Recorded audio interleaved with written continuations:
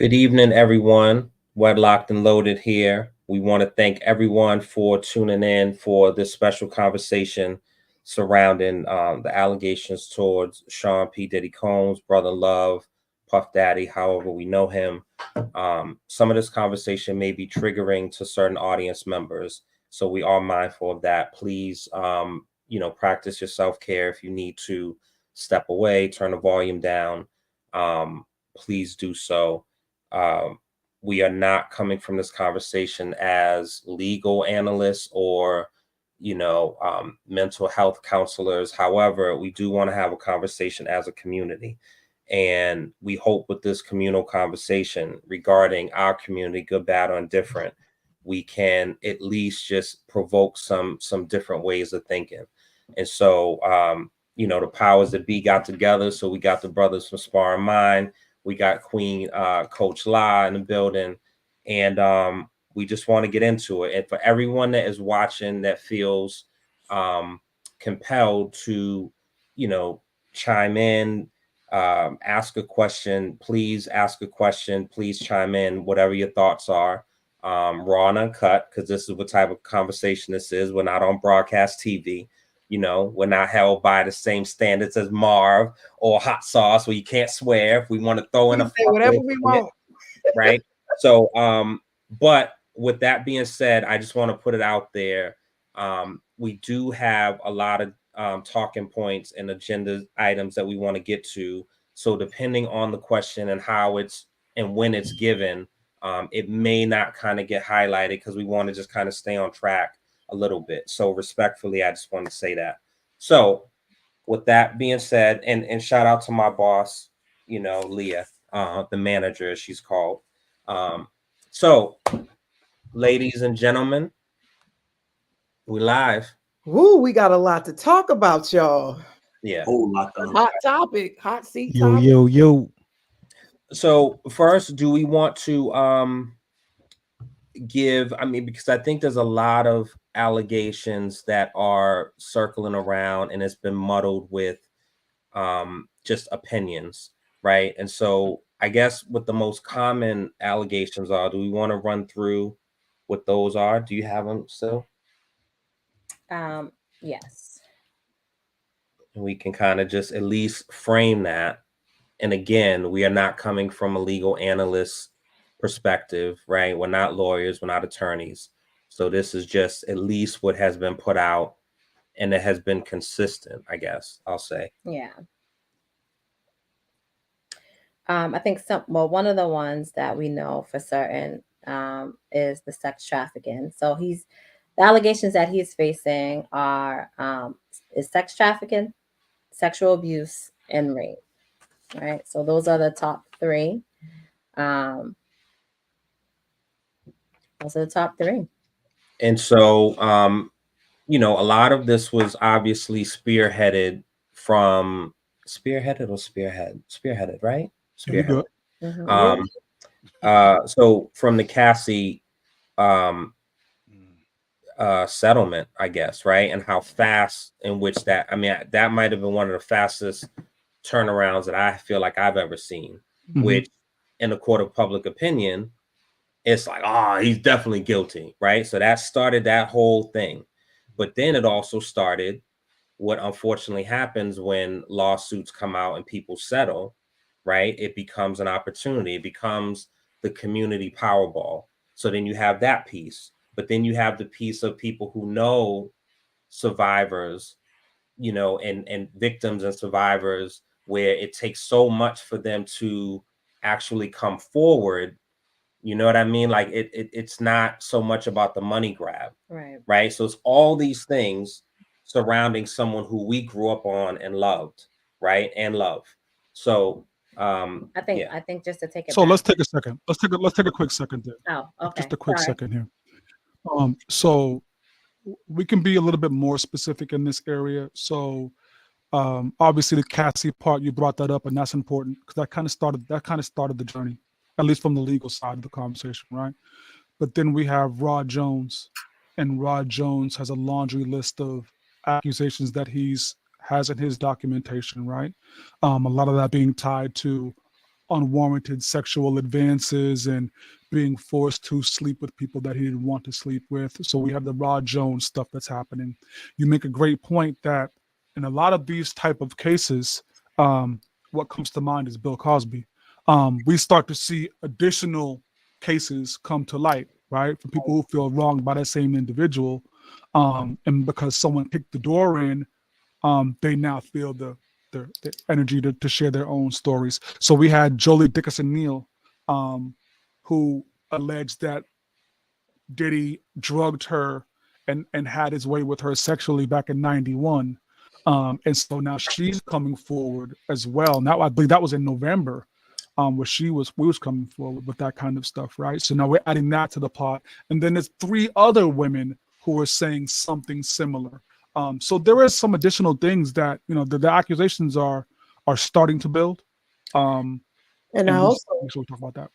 So I think that they were building. They had been building. I think Cassie.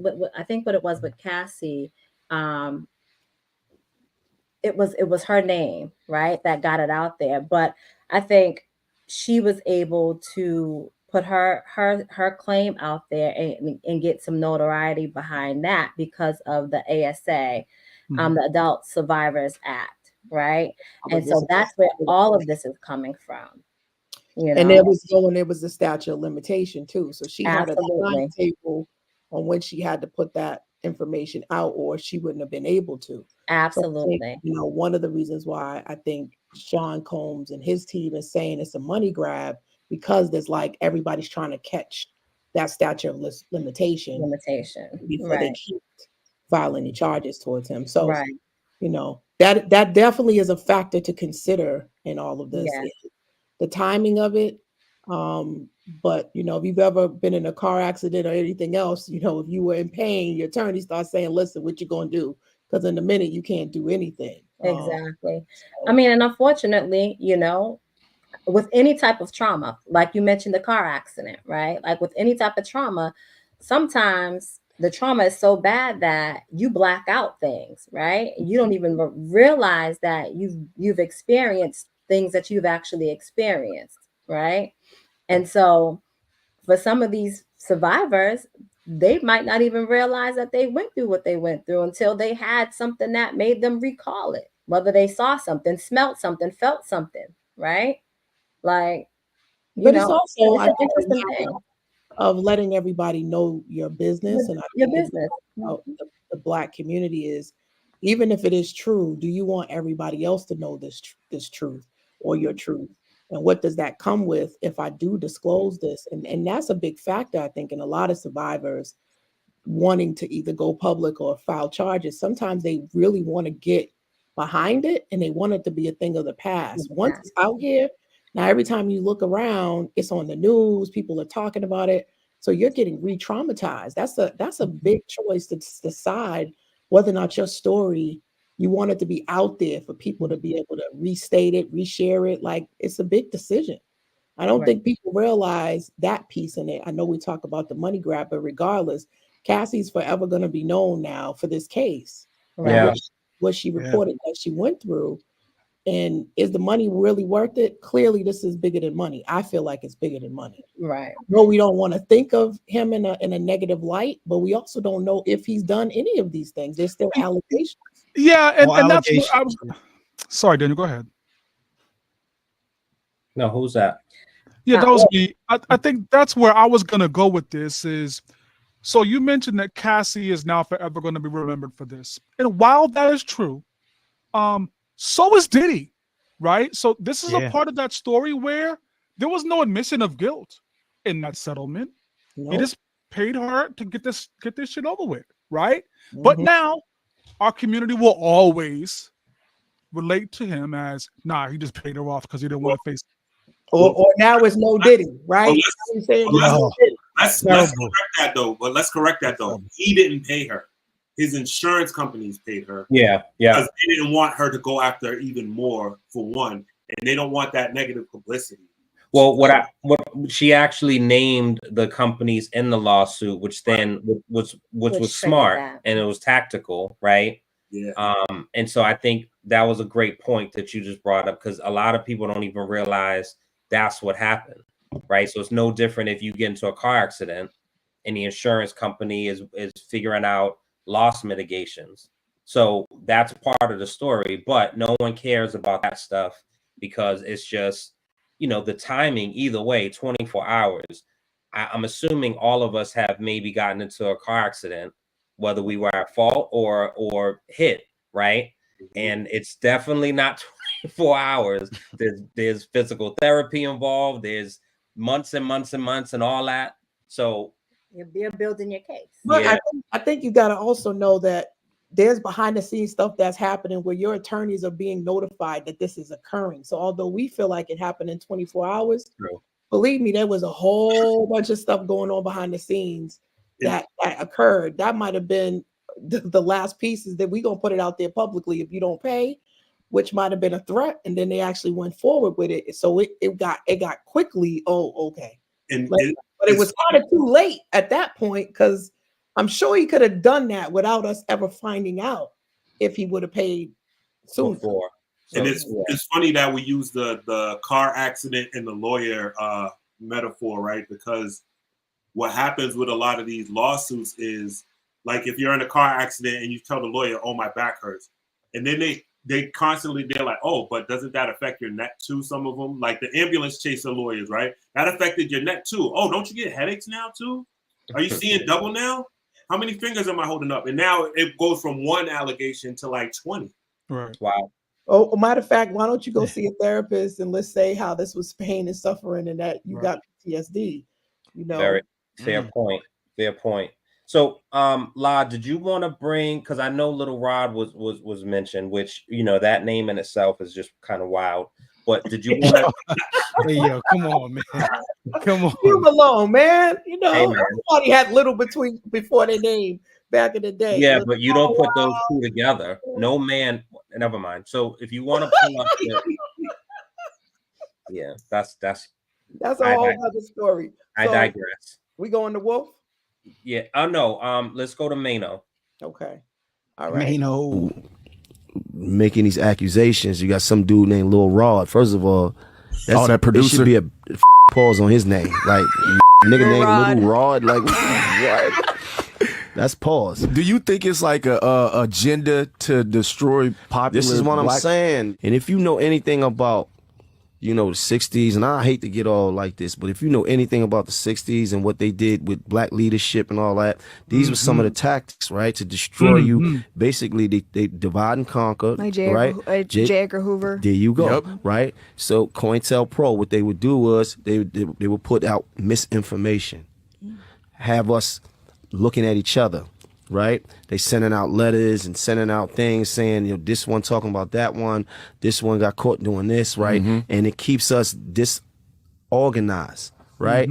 And also propaganda, which is fueled through the media, is a tool that's always been used. Media controls the mind. This is what I'm saying. So I'm not quick to jump at what everybody else is running towards, like, because if you ask the average person, she's like, what you think he did? He's like, I don't know, he did something. I don't know, like he was sex trafficking. Oh, all right, what's sex? Like, they got to give me a clear definition of what sex trafficking is. So you saying he was what? He was making people sell their body? Like, I'm saying, is it underage? Like, it's not clear to me.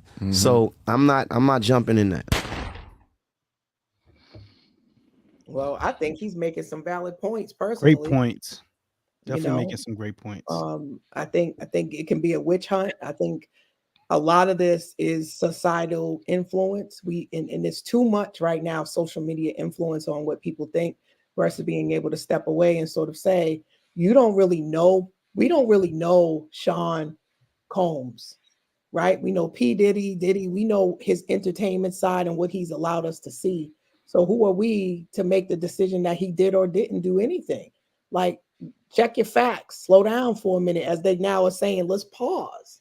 So I think he made a lot of valid points.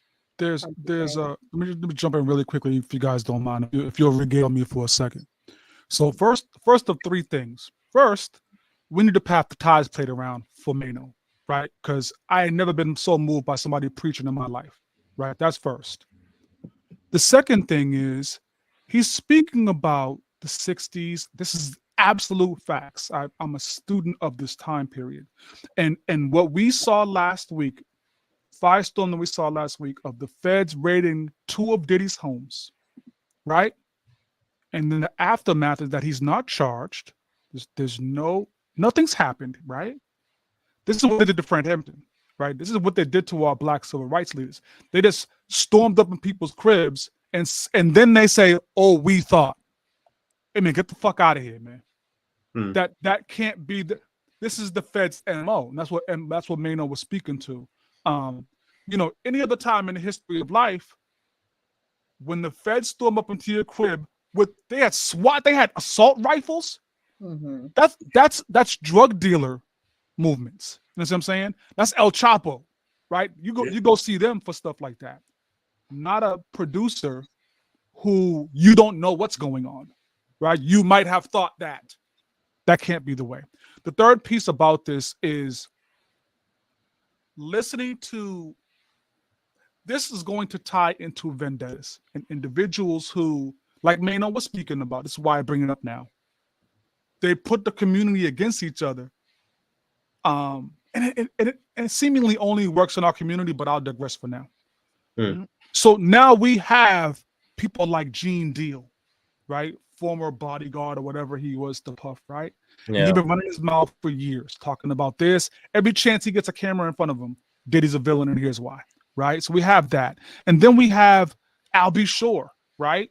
Who is doing his things, right? Hey, man, shut the fuck up sometimes. You know what I mean? Leave your personal agendas to the side, especially when we don't have a man in cuffs. We don't have a man who hasn't been arrested for this. We don't have any of that. Nope. Come on, man. But we do have a man that has raised your kid for about 30 years. Let's not forget about. I mean, and you put your comment to your child on Instagram. Instead of just calling him. Instead of just calling him. Because I don't know if he has his phone number. But I digress now, right? Seeing Chuck just mentioned the way the feds stormed his house. Live, you want to play the wolf real quick? Let's see if it's gonna let me play. It seems like my computer is freezing with all these videos. Oh no, La! Listen, listen, we having too good of a conversation. Here comes the technical stuff. Damn, that last video jacked it up. It's like I'm still talking, but nothing is like letting me click. They don't want us to be great. I've had that happen before. Like we're still live. I'm scared to touch anything. Yeah. All right. And part of me for bringing it up, I know, but Mano touched on it, and I didn't want to go out of the segment there, but it really, when you raid someone's house just to build a case, that's a different type of situation. That means you have nothing though, and you're looking for something. Right, you're still searching. You're still searching for something, and I think there's some things that was put out there, and it's not above the law to do so, where they're either planting, and I'm not saying that they did this in this particular case, or they're scrubbing, right? Mm-hmm. And in this particular case, I feel like they were scrubbing because there's somebody that could possibly have been on these tapes, right? That is higher. Sure. That is a little bit more powerful than Puff, right? They got a little bit more power. That don't want their shit out there. Sure. So, but I think that's a good point. Is that this could also be that information that Puffy has is allowing him power to blackmail other people, and he might have said, "Listen, I need that tape." Puff might have been like, "Nah, okay, let me see. Let me tell you how I'm gonna get the tapes." Yeah, a lot of this is like chess. If you've ever read that book, 48 Laws of Power, a lot of this that's going on, again, could be a witch hunt, or it could be a way to also keep Puffy under some control too. Who knows who he may have rubbed the wrong way, who wants to show, or how do they say that? Flex their power to let him see. You think you can't be touched. Let me show you real quick. Let me show you out. And a lot of people are saying it stemmed from the Diageo. the Diageo lawsuit. So before La, you definitely is still frozen, right? Mhm. Okay. You All right. can't- So you can't play it from this end. I don't know. Will it let you delete it off and put it back? let me see. We can see that. Let me But see. So in the interim, but so as a community, and we might be bouncing around a little bit, at least me with this.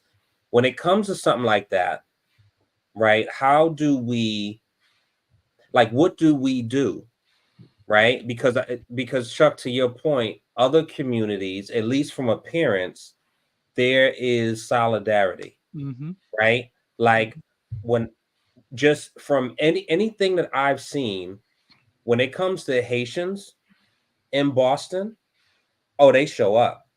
When it comes to Asians, they show up, right? I don't think it was a Mayor Wu love fest with all the Asians. However, when I was looking online trying to find any, and I would just look at profile pictures and try to see if there was, I didn't see any slander from her. However, I saw a bunch from us towards, Kim Janey, towards Andrea Campbell, et cetera, et cetera. So it's always like that. But what do we do? Because the thing is, this is a double-sided coin. I just put it up loud. I don't know if it'll play or not, but still frozen. When someone is, because Leah tells me I'm guilty of putting people on pedestals, right? And just full transparency, Puffy was my idol for years, in the sense of like, this is who did it. This was who it showed me it was possible. Like, I met him, my hands were sweaty, like they were on my jeans. I waited for him for about 45 minutes. He was doing an interview. He came out. I shook his hand. My man was like, "Oh yeah, he raps." And Puff was like, "Oh, let me hear you, yo." And I froze. I couldn't say anything. Like, that's how much he meant to me. Yeah. So for me, it's heartbreaking, because it's like, damn, yo, like, Russell Simmons, yes, he did a lot, but his downfall and all that stuff was heartbreaking. But Puff and Jay and these are people who I related to. So what putting a button on that, because we love someone's music, or we love someone's fashion, or we love someone's swagger, or we love someone's lifestyle they sell us, doesn't mean that they're not monsters, right? And so what do we do, though, when it comes to protecting our own? Or once you get to a certain level, are you not one of us anymore, in the sense of we don't hold you so sacred and close? And we see this locally, right? Well, Rachel Rollins, right? There's a lot of stuff about her. She just got a job. There's a lot of slander about her new position. When she shows up, people talking behind her back. I see it. Like, we all see it. Like, what do we do? Like, how do we handle that? But I think that's a different level of psychology, in that we are drawn to drama. They talk about a drama triangle, right? Like the idea of having something to talk about. And I see that even on social media posts. Post something positive, you may not get any likes. Post something that's negative, and it's going to be a flock of people making comments on it. So I think the psychology of people is almost like, I'm glad to see you take you off the pedestal that you've been placed on. And I think part of it is we do need to realize people are human, right? Mm-hmm. They're not beyond making a mistake or falling from grace. And so some people's like that great underdog story, right? I think that some of this is just the psychology of, see, you guys were holding that person to be on the pedestal. Like, now you see, she's just like everybody else, or he's just like everybody else. They're not that perfect. So I wonder if that's some of the psychology, is we make people almost have like God complexes, almost like they're beyond approach. And I think that feeds the power dynamic too. Just a really quick point on that. And I hear what you're saying. Wow. I think I've been able to separate the art from the creator of the art.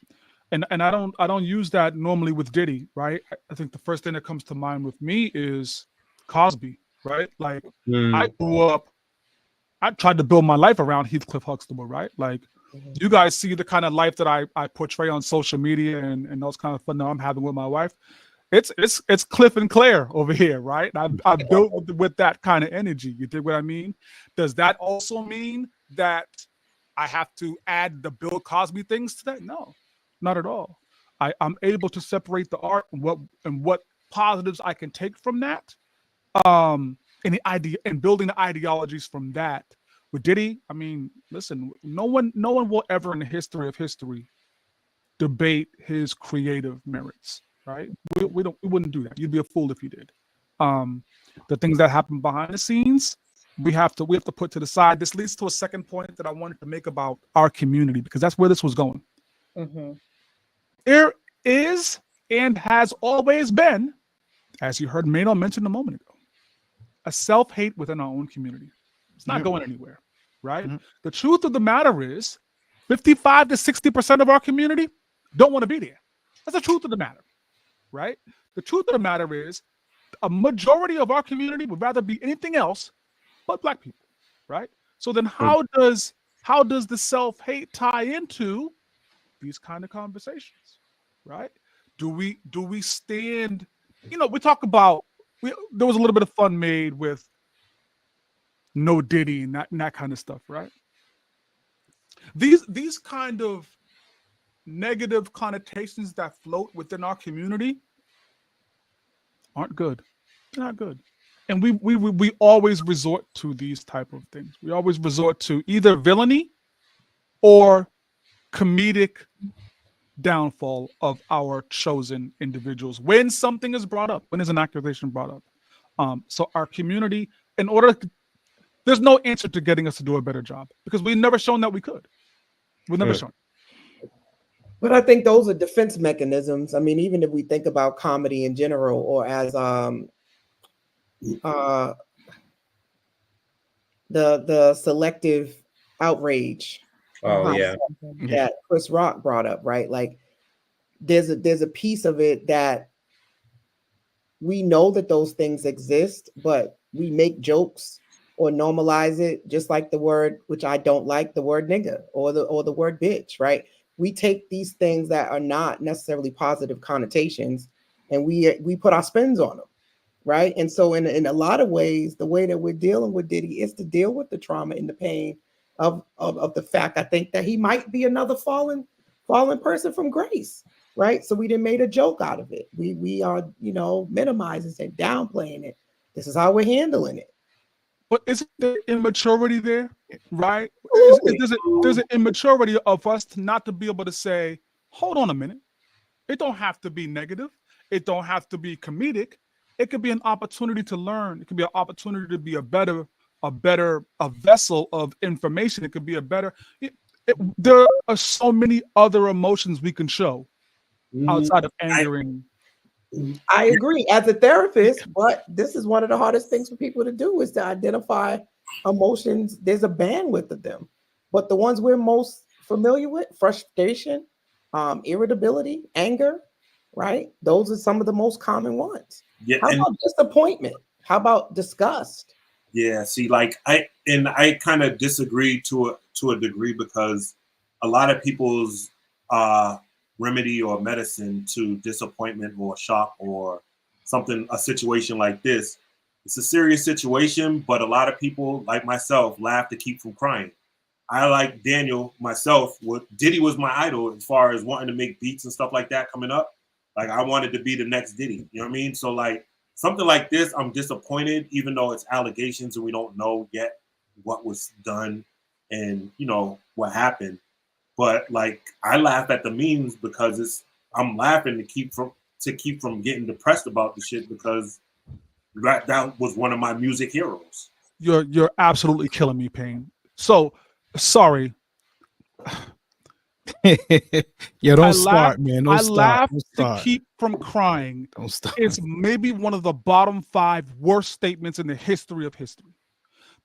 All you just said is you are finding ways to not deal with the emotion at hand. That's disgusting. But so Chuck, so to that point, so Chuck, to that point, why a lot of people high all the time, right? Why are people getting drunk all the time? So that's I mean, and that's a whole other ball of wax. But like, you know, so the polar opposite of what Payne just said, I'm on, right? So I unfollowed 50 maybe a week ago because enough, right? I don't know if it was funny when he was doing it. It was just like, damn, he's a wild boy. But once the feds raided, right, and you're still going, enough. It's not funny. And I think that there's some personal shit, baby's mother, blah, blah, blah. Either way, like, enough. Or just laughing at somebody's kids being detained with it's not, it's not, and so the Honorable Minister Louis Farrakhan famously said, when you see a man fall, don't laugh, learn. Facts. Right? Facts. And, you know, I think the difference with this for me, the difference of this and R. Kelly is I remember living in New York and I remember that tape floating around and I remember going to the check cashing spot and buying a tape and seeing it and him saying, that's not me, that's my brother. I saw you and I saw her and I saw what you did, right? I remember that I looked at the videos with him and Aaliyah dressed alike and like the shit was, so that's different for me. And so Chuck, to your point about separating the artist from the art from the person, with R. Kelly, I don't know. When a woman's fed up, I love that record. I can listen to it forever. Age ain't nothing but a number. Your body's calling. Nah, can't. It gets a little questionable. Just can't, because I have daughters. You know what I'm saying? It makes you look at the lyrics differently. Honestly, some people differently when you know some backstory.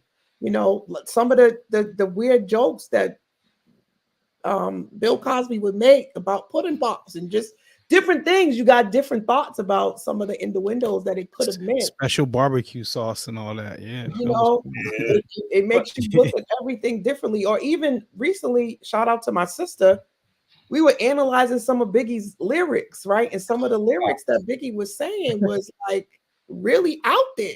It was a different time. I mean, you know, No. It was a different time, Right. you know. What was so different? Hey, listen, I'm without even having this scripted, right? These ain't all right. So Big Timers, right? I bought every Cash Money record that came out, right? Big Timers got a song called Rocky.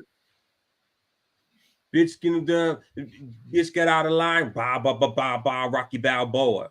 They're celebrating, punching it. So it was a different time. Not no different time. The thing is that let me tell you why it's not different. Right? Okay. They're celebrating that shit because that's what the fuck they was doing. Yes, but it's not a matter of it being a different time. It's just that's just what it is. And I'm not hiding it because that's who the fuck I am. It's a different time because I'm not ashamed of who I am and what I do. That's just what it is. For me, I just want to accept that. No, for me, you're making excuses for people. Leah, yeah. Are we finished or we done? Are we? In the words of Baby. well, yeah, come on, you two. Right. There's only two female voices on here, and I have to back up Leah on this, right? And that it was bold. It was a different time because it was bold. Just like a lot of things were bold and in your face. And now you know that that's not cool to say. But right? That's what I'm saying. Cool. It wasn't cool to say then, but you could get away with it in a different way where people were not going to be side-eyeing you. But that's a good thing. Said recently about calling out people in your own circle that might be abusing women. And you might know about it, and how some people will still be hanging out with guys like that, knowing that they was knocking their girl out and that was still their boy, and knowing that this woman was going through it. Now there's a change where I hear a lot more brothers saying, yeah, nah, you can't be cool with us. You can't rock with us. You can't hang with us if that's the type of stuff that you do. But that's not what was always happening. No, it was a lot of stuff. Even more cognitive dissonance was the people that was beating their own girl, but if they found out that you was beating their sister, would be upset. With a double standard, yeah. But you know, I the reason why I say it was is because for me, and I've said this publicly, but also, as an adult, there's a lot of unlearning that I'm doing, right? And I think the brothers that's on this live are doing the same thing in their own individual ways. We are doing a lot of unlearning of shit we grew up in. Watching Menace to Society. I remember watching Menace, and when Kane was stomping the dude, I remember laughing. As an adult, I don't find that shit funny. And so I don't watch World Star videos. I don't fucking, you know what I mean? So it's different. And so what I say, you know what I mean? Like ain't no fun if the homies can't have none. Give me 10, I'll call 10. Like, it was a wild time. Right now, and I have to say, it's not even a matter of it being. Yes, I guess you can say it was a wild time, but I think the reality is if you think back, if we're actually going back, the reality is that the shit that we was listening to, the age that we were, we didn't really have any business listening to that. True. So it wasn't computing to us what was really being said and how it was being said. We're just rocking the beat. Yes, we can hear the lyrics and and listen to how the flow and how the rhymes, how everything was rhyming. But like we're not taking it in and making sense of what's being said. I think some people just weren't mature enough to give a damn. Like they may have understood the lyrics and just didn't care because they weren't mature enough to. So hold on. Super young. Two things real quick. First, I'll stay here because I actually do agree with Daniel. It was a different time, and I don't say that to placate the things that happened. I say that to say that we have an accountability now that we didn't have in the mid 90s and early 2000s, right? It was the wild, wild west during those times, and you could do and say whatever you wanted, right? And so that's kind of the nature of what life was. Let me tie that to something else that Daniel mentioned a moment ago. R. Kelly. Has changed. So just so that we on the same page, I was listening to 12 Play before this call started, just so that we, you understand where I am. Yo, made him spit out his water. R. Kelly, right? The thing why I'm always like free R. Kelly. I see these fires. It's because it got controversial as hell. He just said free R. Kelly. R. Kelly, Jesus, and the things that are said about R. Kelly. Come on back, Payne. Come back. No, we're not free R. Kelly. Free R. Kelly. The thing about it is, we talked about different times, right? R. Kelly, that wasn't foreign. That wasn't just Chicago. That was at my high school. I saw that daily. And you have to tell the truth. And this is, again, raise your hand. How many young girls was talking to older guys, right? I was much older than I'm talking 5-6 years older than you. It's happening. So there's some truth in that there was a different time. Of course. But that don't mean free R. Kelly, though. No, it's some truth in normalizing where did the behavior come from. And I think one of the things Mano said about I need you to define what sex trafficking is, because again, we got a man who has a private jet, which means he can go wherever he wants to go, right? And he has influence and he has power and he has money. You go over to Colombia, I'm sure he did not have to beat anybody over their head to bring them back to the United States to have a party in his mansion for a bag, right? Nor did he have to beat, because we mentioned the accusations earlier. There were women in Miami where supposedly Diddy sent Rodney Jones, because y'all got me fucked up with Little Rod.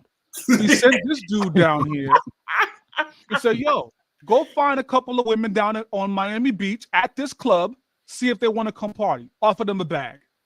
Them girls wasn't pulled into the back of a van. Yo, here's 2 bins. You want to come party? Yes. And you do realize sex trafficking also. That's what the accusation is. To just moving women across state lines. Yeah. You can get that. Absolutely. And that's what R. Kelly's in jail for. A group of adult dancers from one state to the next, if they choose to engage in some other activities, that could be labeled as sex trafficking. This is why it's important to understand the way that you can get these charges placed on you. We got to remember where we are. We are in America, and how these charges, it could be something really. Well, we got little kids, right, that are getting charges for sexual assault, because they kissed a little girl in school and she didn't want to be kissed. So let's just keep some things into context that we don't know how all of this is manifesting. And there are these areas of gray where people can take these narratives and run with them. If we don't put that out there, then it's like we're just jumping on the bandwagon without all the evidence. Yeah, and it's it's for men, right? Because I think this is probably normal behavior for a lot of us. If you urinate outside, right, and you get caught, you're a sex offender. You have to. That doesn't mean, you know what I mean? So yes, to your point, but Chuck, to the point of, and this is a different, I mean, I guess it's related, but it's a different conversation. The thing with R. Kelly for me, I'll say this: I just want, and it's just, it seems like it's never going to happen, at least in my lifetime. I want the justice system in the United States to keep the same energy. I want you to raid Harvey Weinstein the same way you did Puff.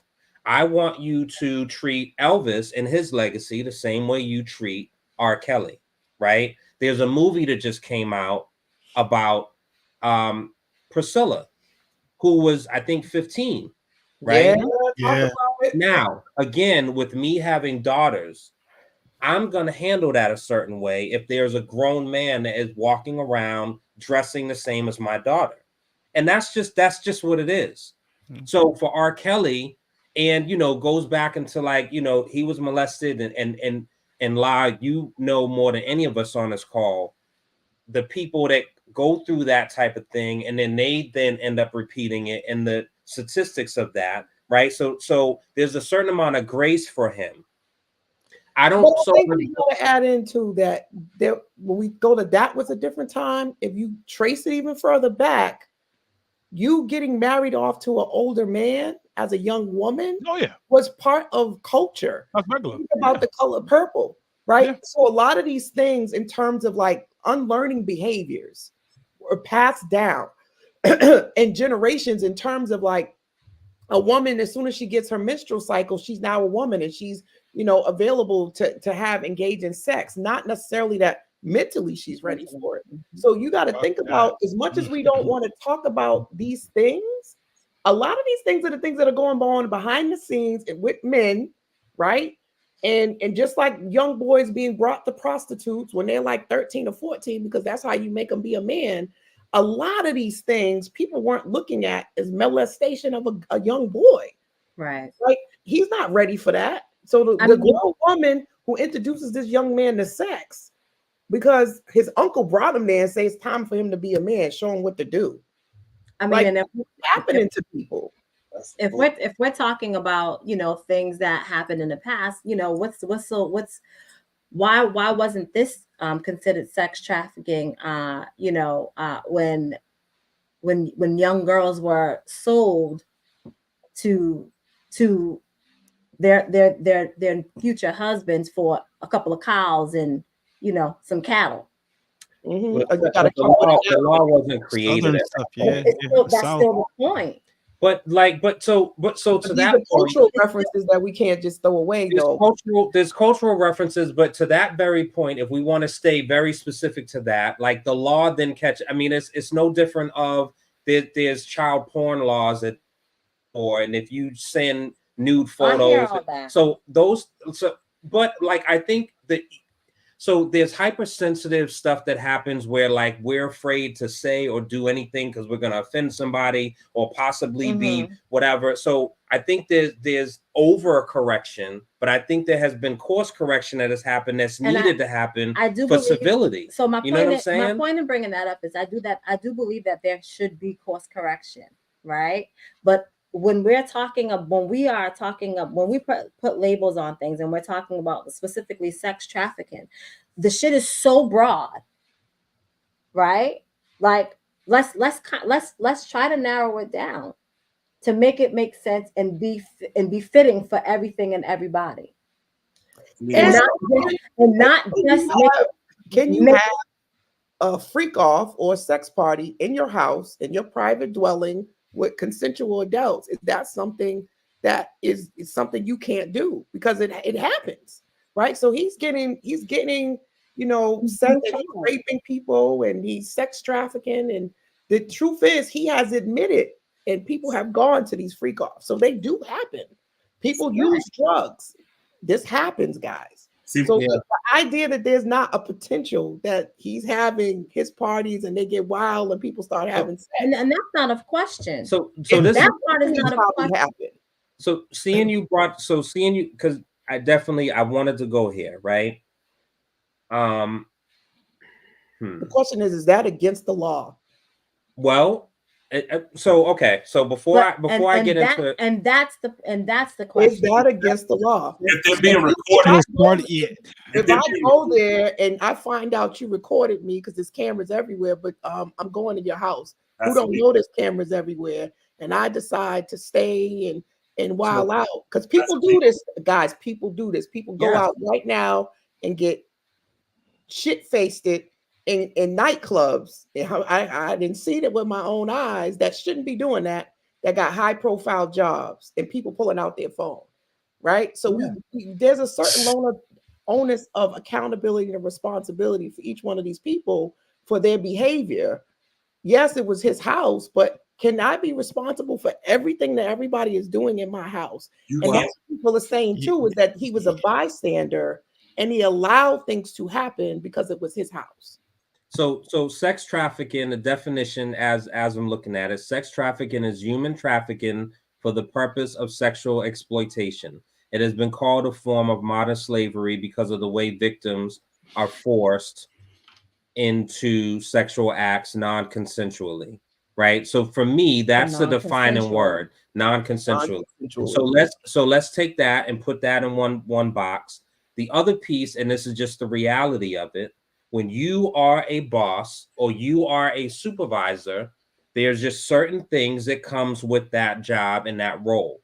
So if I am the boss of a company and a secretary, and I want to invite her over to the house and maybe kiss her on the neck a little bit and maybe slow dance to 12 play, that's a little different than the mail boy doing it, right? So that is what it is. That's across the board. So the point goes to that then. If I'm your secretary and you invite me to your house, right, off work hours, and I come willingly, and you didn't say any of that was going to happen, and you approach me in that way, at what point then did you do something wrong if I say stop? So when we look at this Little Rod situation, if what transpired is you're sitting there and you're doing you're mixing or whatever, and someone decides to shoot their shot and see if you're with it, and you say no, did I do something wrong because I attempted and I stopped after you said no? And that's the issue with the accusation that they have against Cuba Gooding Jr., right? Right. Like, do you get in trouble for shooting a shot and making an attempt? Right. If once the person says, I'm not interested, stop, and you stop, and they still file charges on you because you tried? So legally, you don't get in trouble, but HR-wise and company policy-wise, yes, you can get in trouble. Yeah. But not only HR-wise, but public perception, which is what we're talking about tonight. Isn't that if there's a policy for no fraternizing? If there's no policy that says I can't date my secretary, then what we go back to is moral compass. Yeah. And everybody's moral compass, freak nasty, is different. What I think is freaky, what you think is freaky is not gonna be necessarily the same. True. What I'm gonna do and what you're gonna do is not gonna be the same. So are we crucifying people because of our different moral compasses?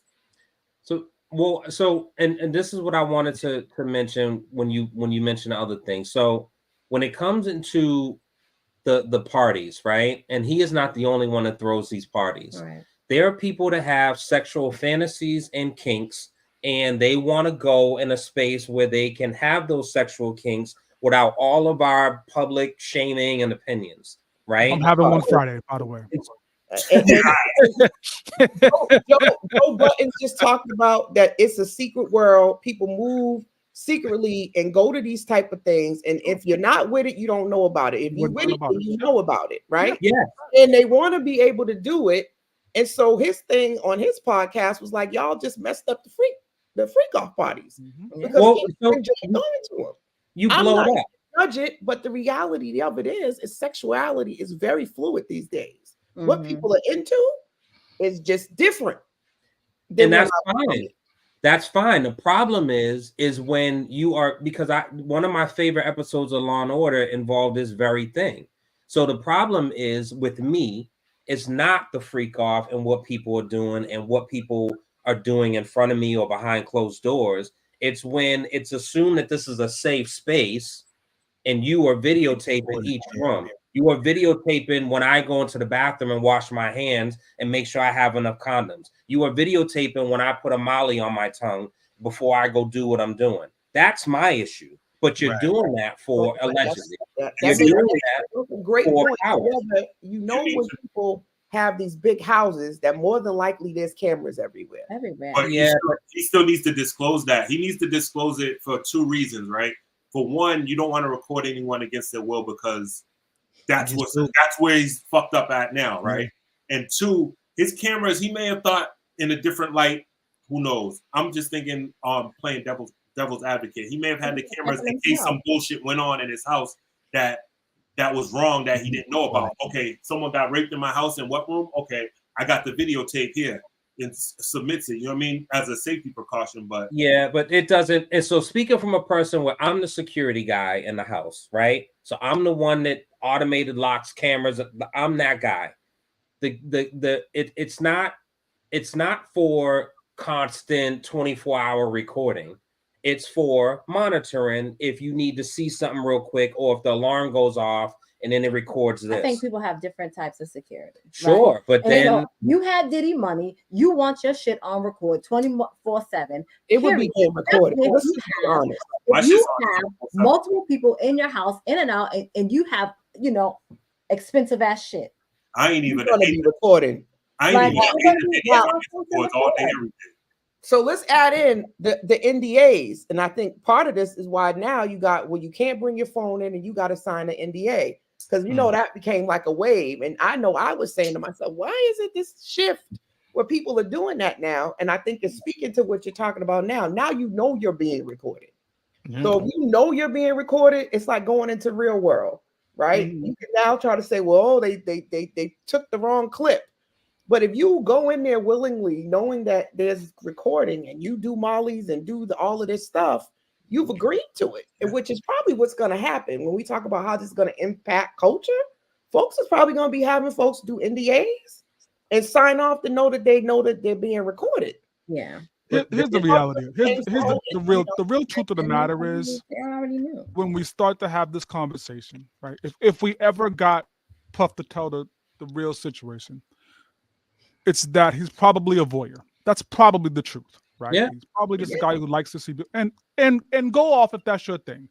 I just care about disclosure, right? Just say what the fuck it is. That's all I care about. Shout to Hugh Hefner, who did it for 100 years, and nobody said shit to Hugh Hefner. But go. Yeah. See, and I think he had major freak off parties. So I think it's documented. Yeah, and I think the difference with Puff is like he's been accused of his exes, Cassie, what's her name from the City Girls, etc. Miami.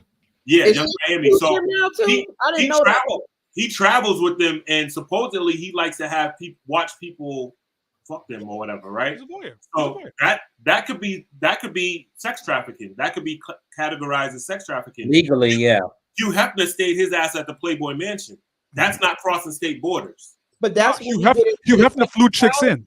Right. That's true. Right? So, is it that he's just not smart enough to understand the technicalities, looking for the loopholes, and so now he's put himself into this because he's ticked off maybe the wrong person who knows that this is how he moves, and now here we are, right? So Luke. So the video that we had, and I'll paraphrase. So Luke had an interview, and those watching, you can go on Google. You can go on YouTube and Google it. Luke interview with Stephen A. Smith. And what Luke said is, when you go in these rooms and you do these deals and you work with these major corporations, ultimately they own you, right? And so that's just part of the deal when you are going in these rooms and making these deals.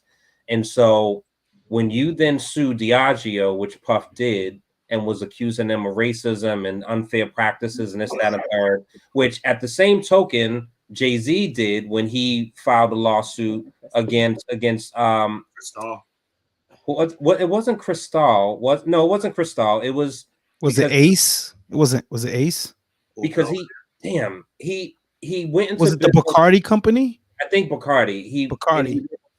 Because he then got into business with LVMH, and anyway, so I'm not misquoting. Now I kind of feel like a brilliant idiot podcast. So just throwing out facts. So but Puff, took them on as took on the behemoths that are support Bacardi over joint cognac venture do say. So Bacardi. Okay. So and he won his case, right?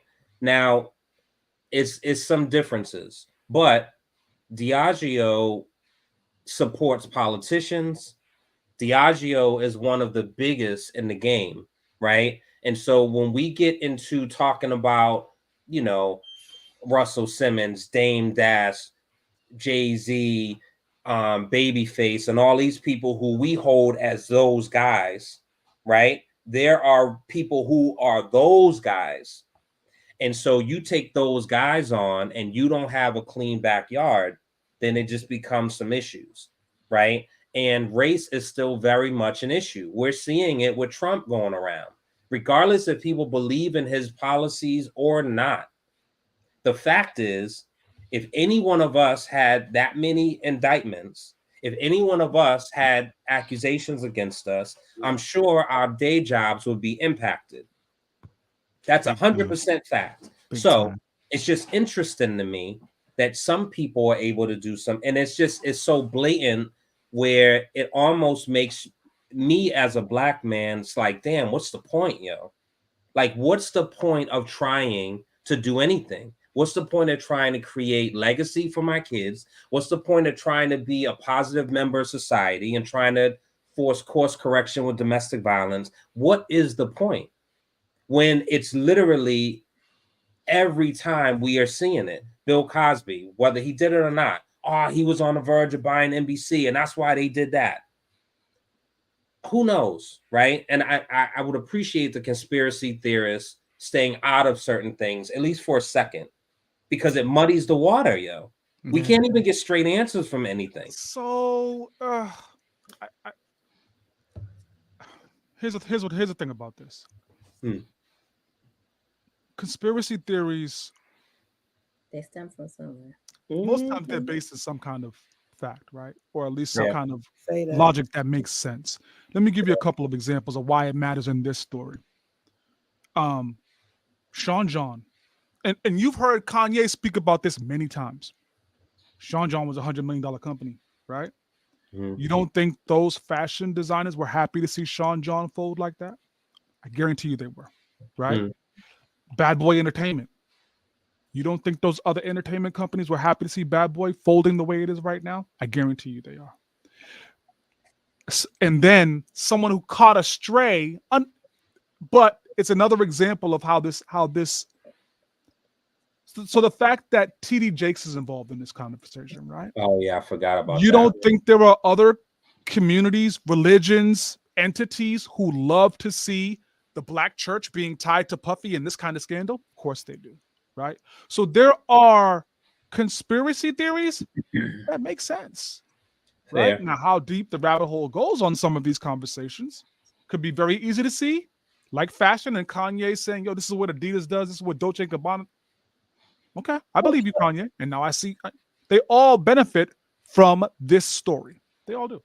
So I love it. Oh, go on. Well, go on. Yeah. Judging some of the biggest icons.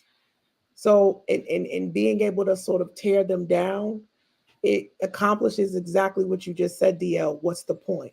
If you think about why they would hang a slave or beat him in front of all the other slaves, was to get you to not want to pursue it anymore. It was a great mind fuck, right? So now everybody's too scared to try to run, too scared to do anything.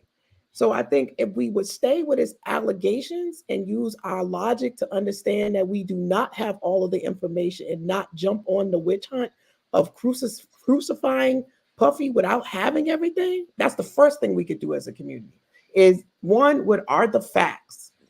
Not trying to analyze it and he's my icon and I love him, but just what are the facts? And I think, again, I wish we could play all the clips, but Mano said it well. Explain to me the definition of that first. Ask more questions. Be more curious. That's what I use as a psychotherapist, right? Is that you don't jump in and generalize and start catastrophizing it. You stop, you pause, and you ask questions. What does that mean? Well, how did they get to that point? What evidence do they have for that charge?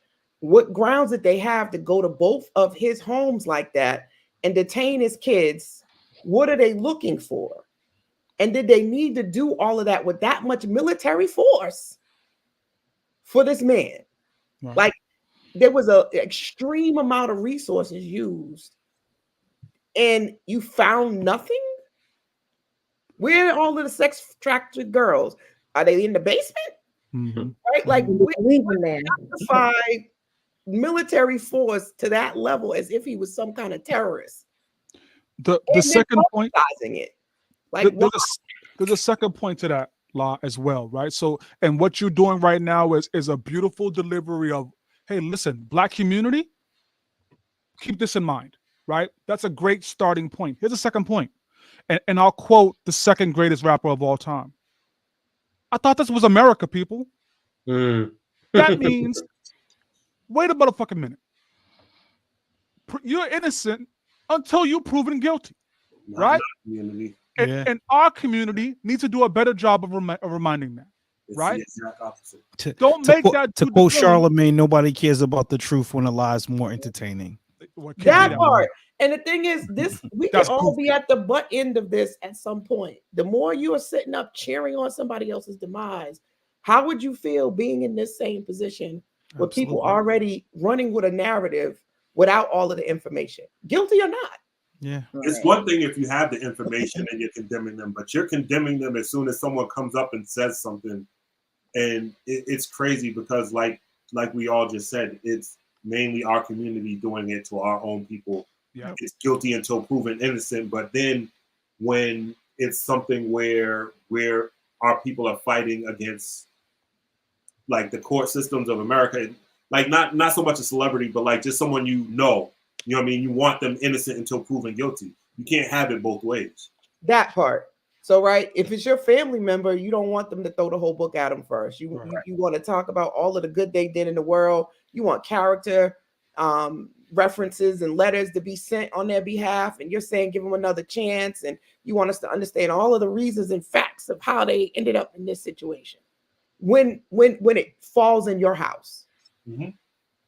When it falls in your house, right? When it's your brother, your cousin, your husband, then it's like, hold up, pause. At the end of the day, that's somebody's father.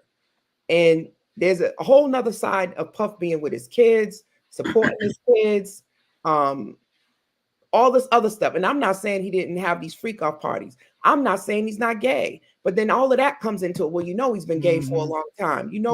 He likes, this and he likes that. But what's that have to do with the magnitude of the charges and the military force that was brought to his home like that? Like, do you need all of that to go see if he's sex trafficking? So this is when his gang and his military people with guns outside. It's not like a Cuban, what's that movie we all like, Scarface kind of thing, where everybody's outside with guns. So why did you go into this man's house? I mean, it was like they were going to war. Yeah, it was. And then I guess the question was too, how did all the cameras, why were all the cameras out there? TMZ and the media, how are they out there at that particular time at both locations? That quick. Yeah. Well, so those things, I don't know. A lot of times they say that the stars themselves alert the paparazzi. I doubt Puff did that, but I know they know allegations were out against him, so they probably had people there waiting 24/7. But that whole that whole excessive force thing. I don't know if anyone remembers that Chappelle skit when he basically said how they go after those white CEOs of companies and the difference between how they go after them and how they go after drug dealers. They'll call and schedule with the Harvey Weinstein or Epstein, right? Yeah. If you're black, they're kicking in your door. Right. Yeah. And not to mention, you're being walked out. Right. Well, we seen it with Killer Mike at the Grammys. Yeah. And that wasn't even a police officer. You know what I mean? That was a citizen's arrest, I heard. But Chuck, I know you had something about gatekeepers. Did you want to pose that question? Because I think that might be timely. I don't remember the question. I don't remember the notes. It was hip hop was built in getting a pass from a gatekeeper when the gatekeepers have their own objectives outside of music. Well, yeah, I mean, it's a discussion point for sure, because Daniel, you might remember this. There was this whole Jack the Rapper time period in the 90s, right? Where you had to go through certain people in order to get certain places. I'm diving into making films. You've been down this alley as well, right? You've got to go through certain people to get certain things that you need in that industry, right? And so then when they say, yeah, well, we can do that for you, but it's going to require this, right? How does that, because it was regular course of life, right? That's just, like, it's still present today. You hear about it all the time in Hollywood. We just saw this whole Nickelodeon thing explode, which that guy hasn't been brought up on anything either, by the way. Right. So we see that there are still gatekeepers. Diddy was absolutely a gatekeeper. But how does that still, or how is it, or why is it still in existence now with where we are as a culture after Me Too, after these other kind of social initiatives to keep gatekeepers at bay, but that culture is still underlying. So I just wonder how that still ties in today's world. And you know, how does it tie to Puff? Because Puff is living by those rules, clearly.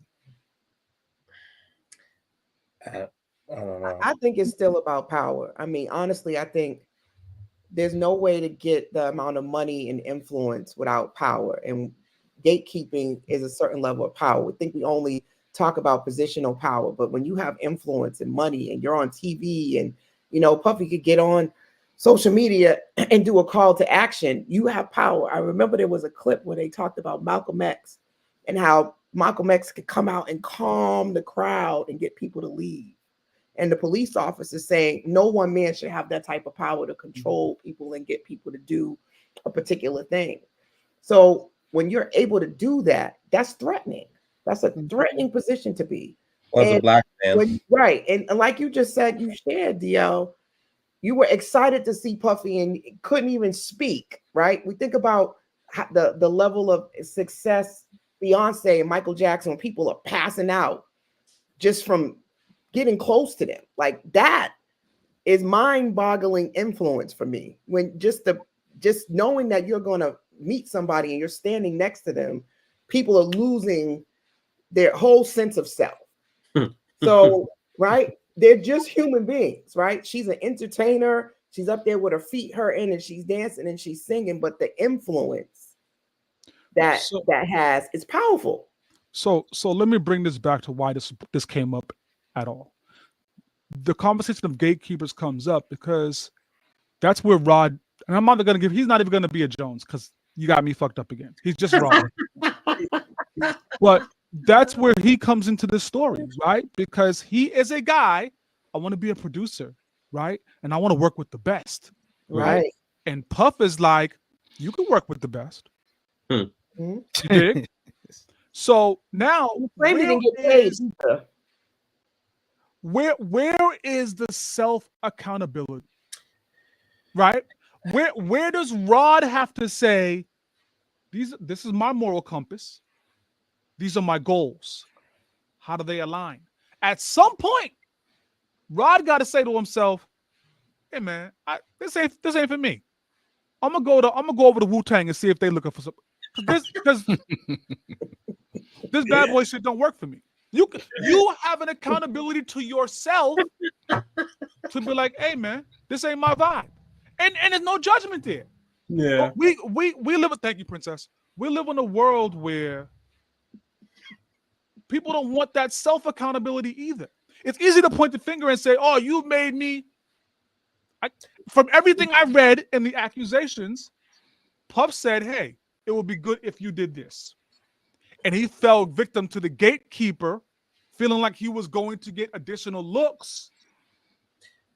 Well, which is similar to the Lizzo thing with her dancers, right? Where it was this whole right. And so to your point, yes, and I want to just also insert pause. I want to insert the because I want to get into that too, and I said that on purpose, right?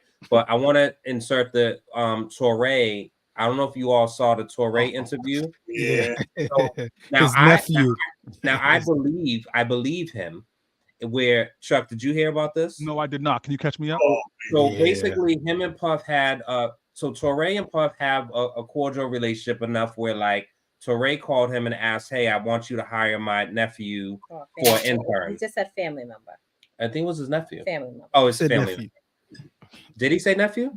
He did. I thought he said nephew too. So nephew. family member. So he wanted him to hire him as an intern. Puff hired him. You know, they did a bunch of traveling, blah, blah, blah. And all of a sudden the internship abruptly ended. And he was like, "Oh, what happened?" He never talked about it. So not too long ago, he told him what happened. And so Puff said, "Yo, I want you to come home with me. I want you to spend the night." And the family member was like, "No."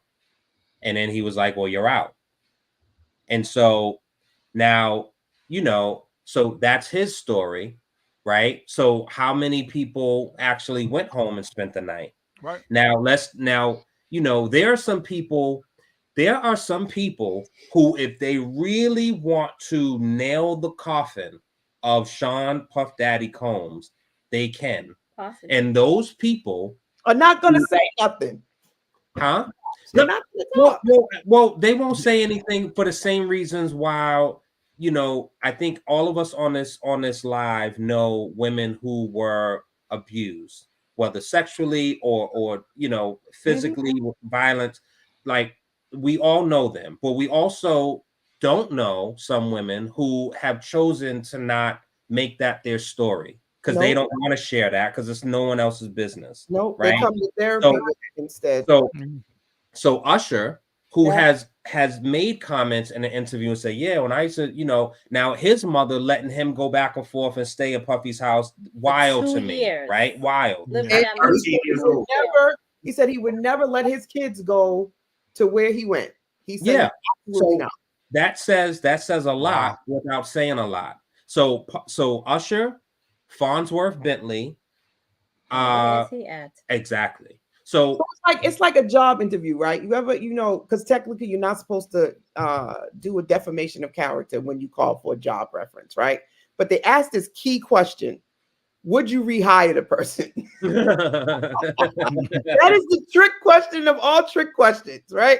Because once the job says no, it's almost an unsaid said that that's it, right? Like you were already saying, I wouldn't bring this person back on.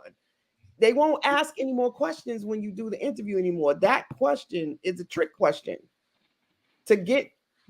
And I think that is what's going on here. Like, I don't think some people are going to say anything because they don't even want to be associated with this. No, and you know, they don't have to, right? I think we want it, not we black people. Jeez.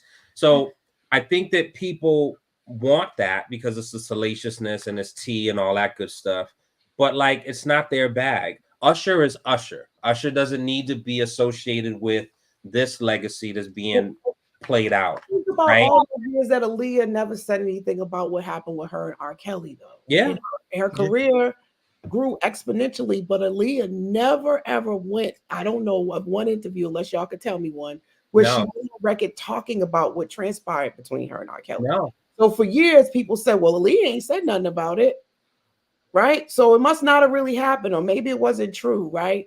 Now here we got all these years later, we find out everything that back then, as a young woman, they were like, "Oh, R. Kelly married Aaliyah. He's having a sexual relationship with Aaliyah." Then people said it was a conspiracy. It wasn't true. I was like, "Oh, no, that ain't what's going on." Here I am now in my 40s, and everything back then was true. It was true. He did marry her. He was not with Aaliyah. Like, it was true. And he was hiding in plain sight. So for me, and without rehashing the R. Kelly thing, I wanted, so this point, Chuck, to what you said, you know, I think that for me, there's a difference because, again, today, as the man that I am and the man that I'm trying to be, there's certain things that's just unacceptable behavior that if whether you're my friend and I can call you on a phone or you are someone I see on TV or hear on the radio.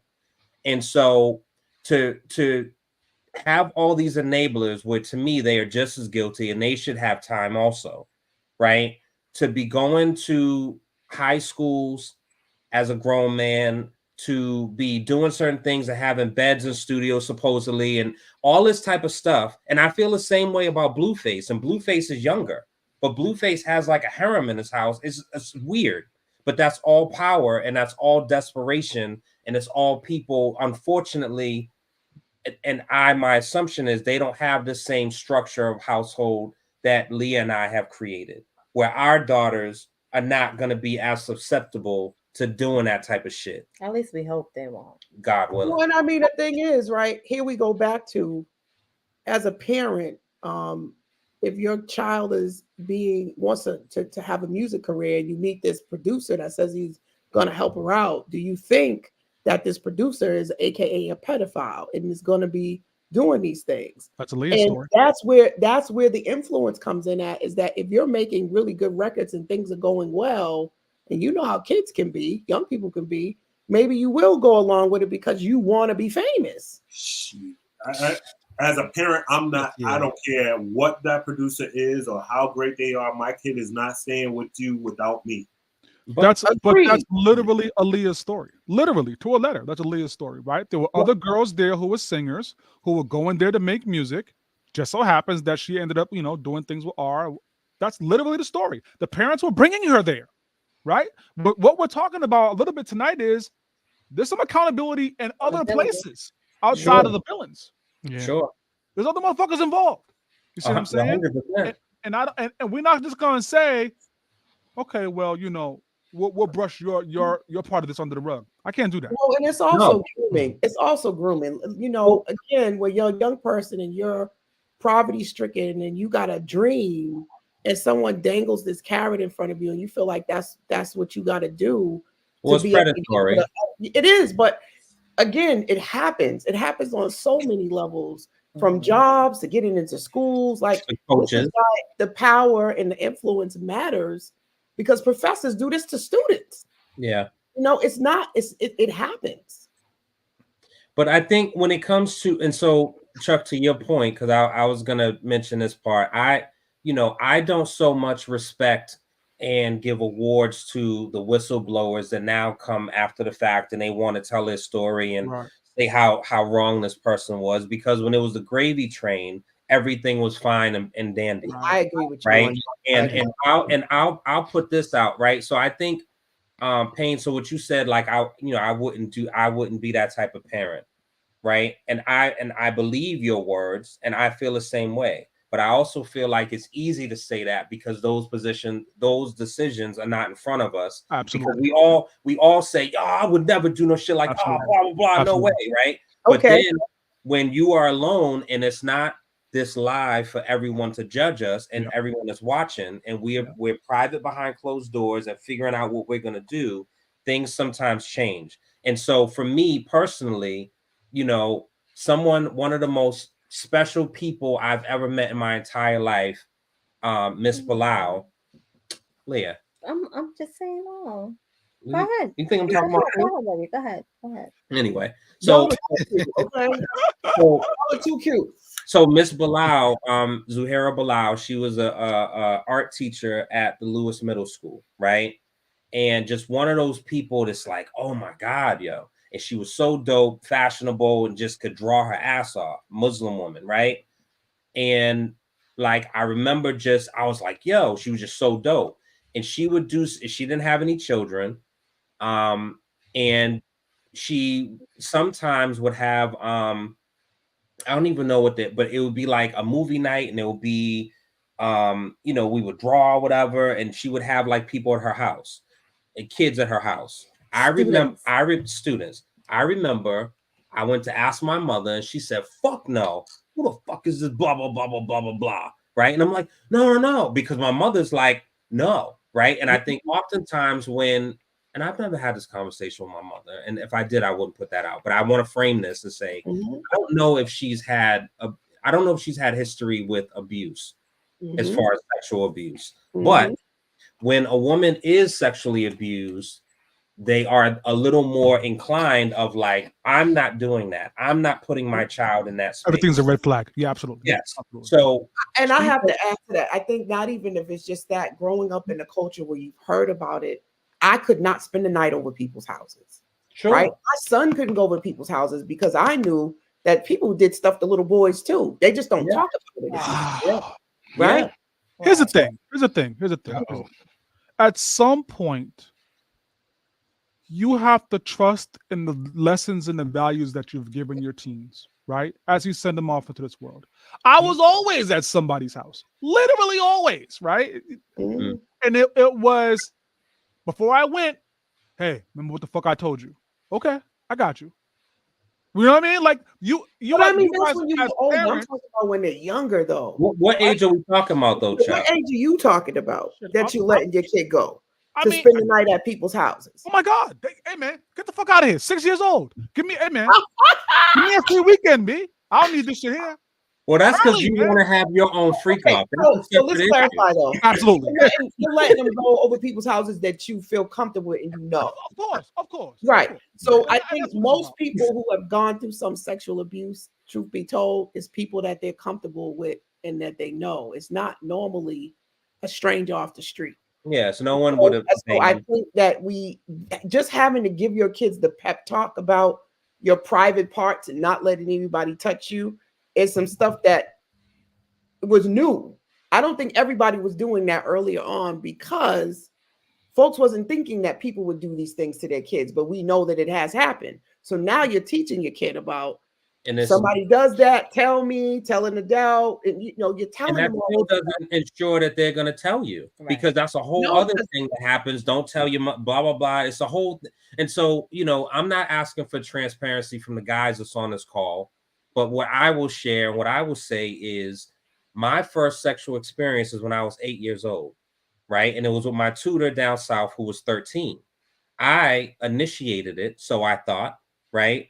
I had these thoughts of, I'm not sure why I had these thoughts, but I had these thoughts. I'm like, blah, blah, blah. And so we ended up doing it. Now, babe, go ahead. Thank you, Dr. Leah. You're welcome. Jesus. So, so I actually made a record later on in life, it's a song called Reminisce, and I reference it. And I would tell people proudly, like, yeah, I lost, I had sex when I was 8 years old, blah, blah, blah. And whenever I would say that, my aunt would be mortified. You know what I'm saying? And it wasn't until my son, who's older now, but when he was 8 years old and I looked at him, I said, holy shit, I couldn't imagine him having sex with somebody. And I then realized that I was assaulted. I didn't live my life as a victim or that somebody grabbed me and had their way with me, right? But that's also a matter of just inappropriateness. And so she should have known better. But for all I know, she might have been abused, and it was a whole fucking mess. So I'm bringing it up to say, like, even if it's not a forceful attack, there can be just inappropriateness that can happen when you let your kids go somewhere, right? And so they would call that experimentation, given the ages and stuff. So there's a lot of layers to this, and a lot of people don't come out with stuff like that until they come to therapy and remember maybe why they have sexual challenges or intimacy issues, and all this stuff starts coming out. So I do think there's a delayed understanding of some of these things depending on when it's introduced. I also think when a younger woman is with an older guy, there's a level of influence. If he has money, he has prestige. You also have to remember at that time, Cassie was also pursuing her record, her career in the music industry too. It was definitely doors and rooms she was getting into because she was with Diddy, and for 10 years, right? And they say it takes an average of 7 to 10 times for most women to leave an abusive relationship. It doesn't just happen quickly. right?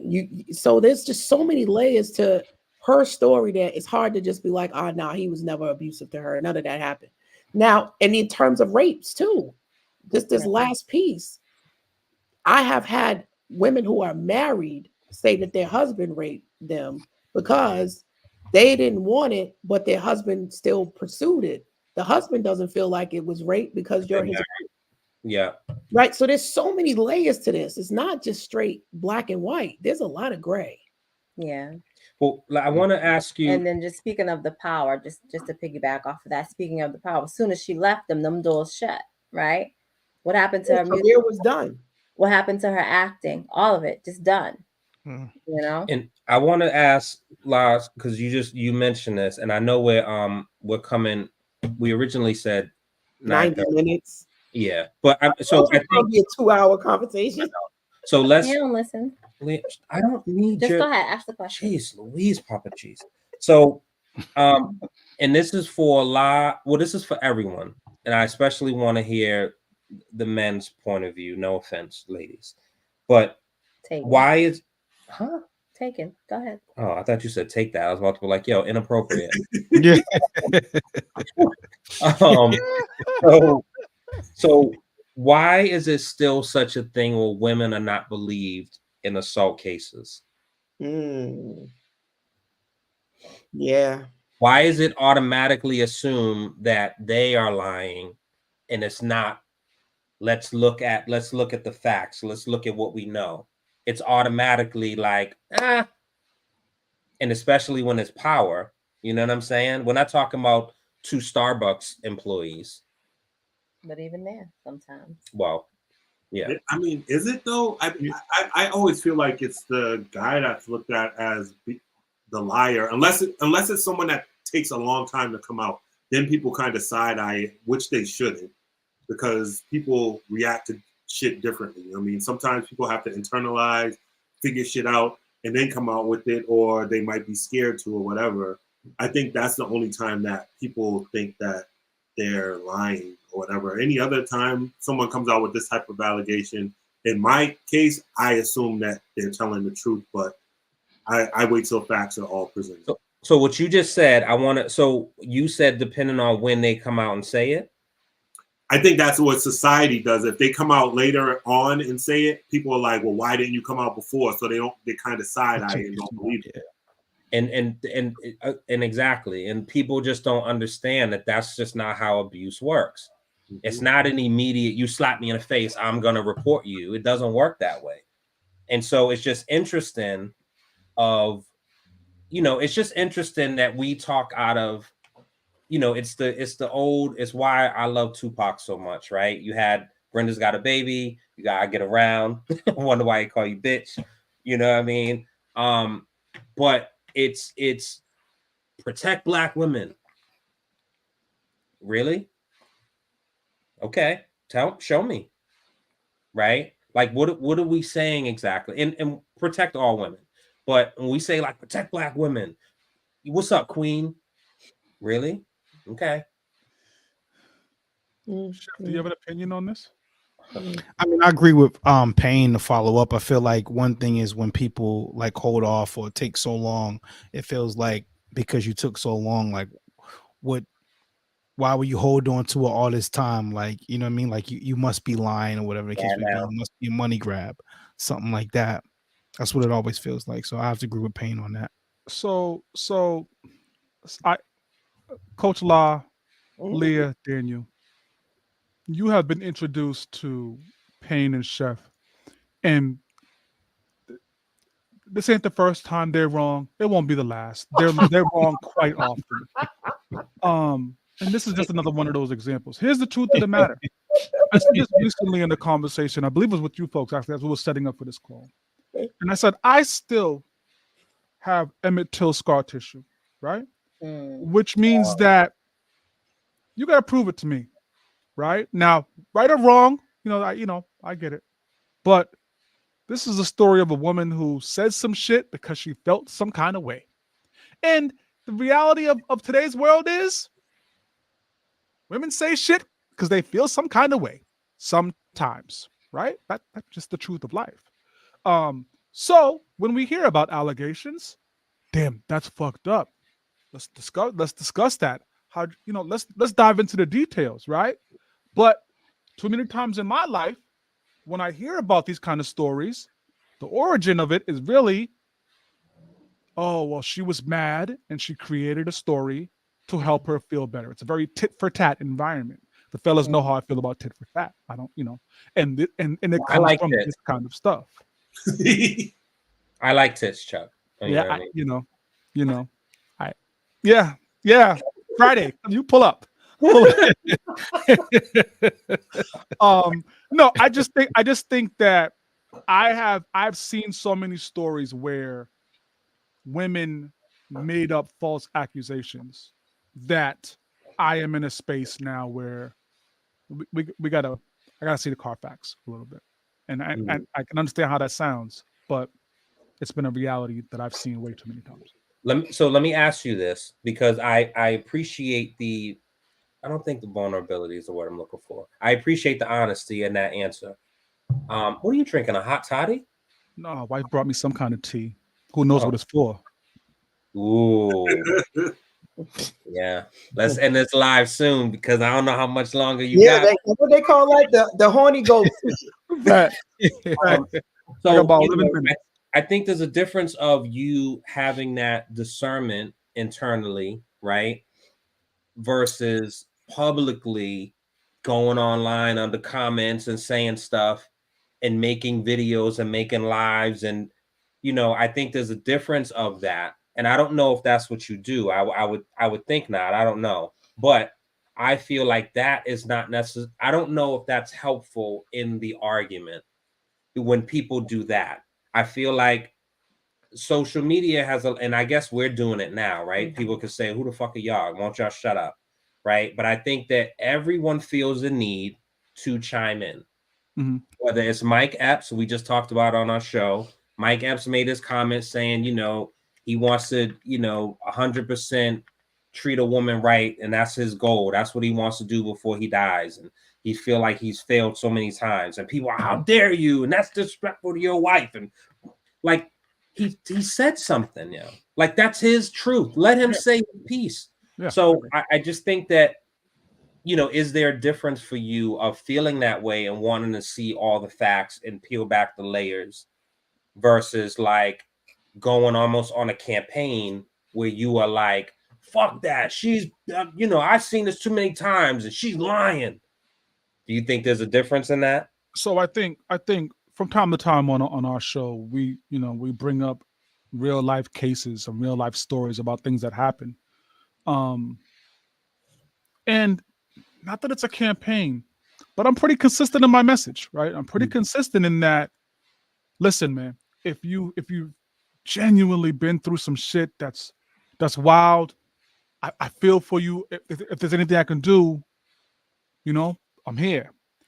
But if you are one of these scallywags who have just decided to create a story, you just showed your age. No, come back, Payne. Come back, Payne. Come back. Project. Project Chuck. Yo, come on. That's scallywag. Project Pat. Right.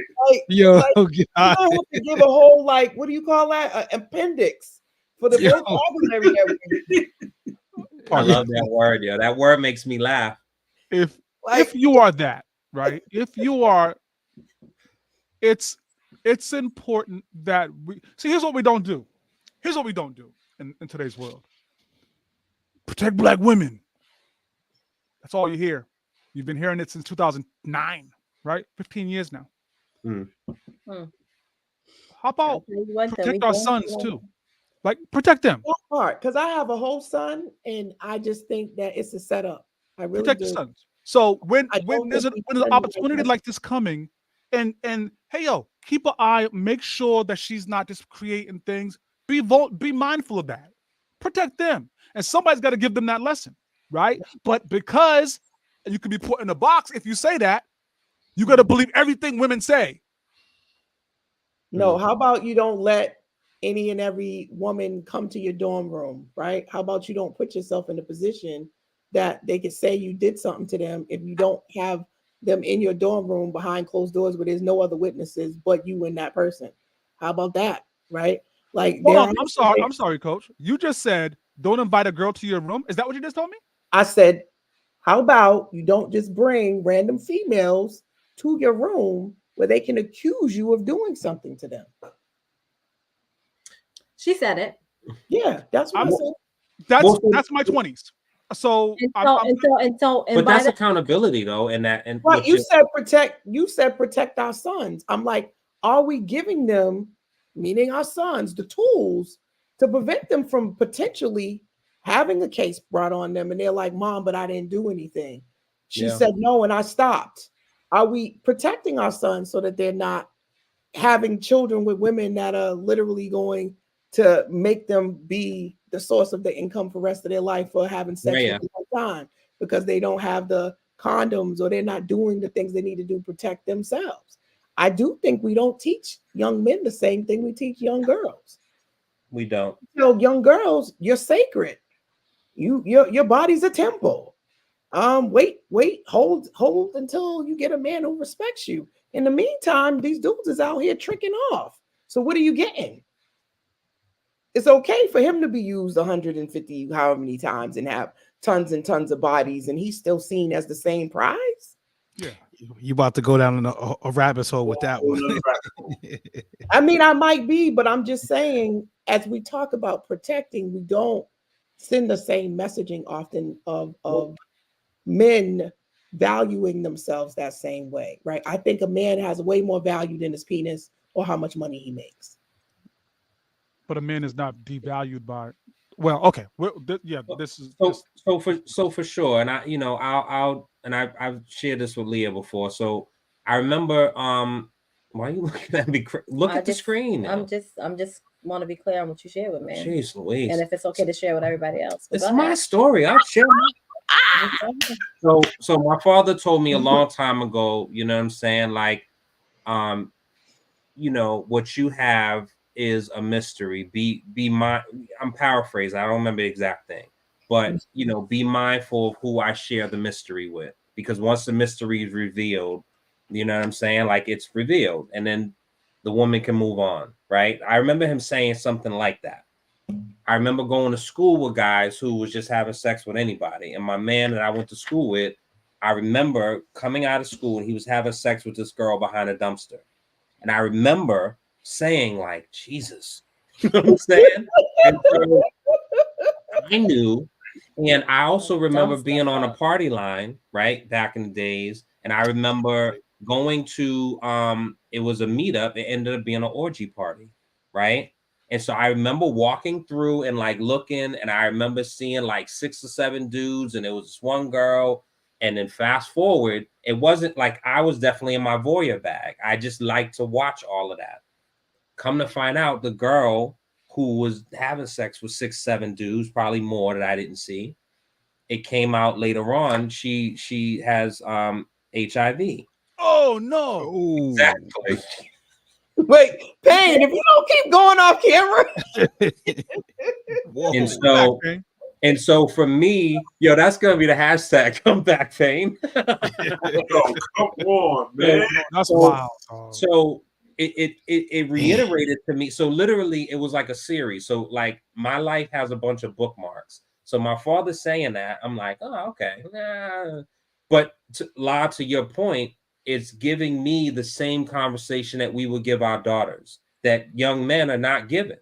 The same way I talk to my daughters about, don't put your hands on people.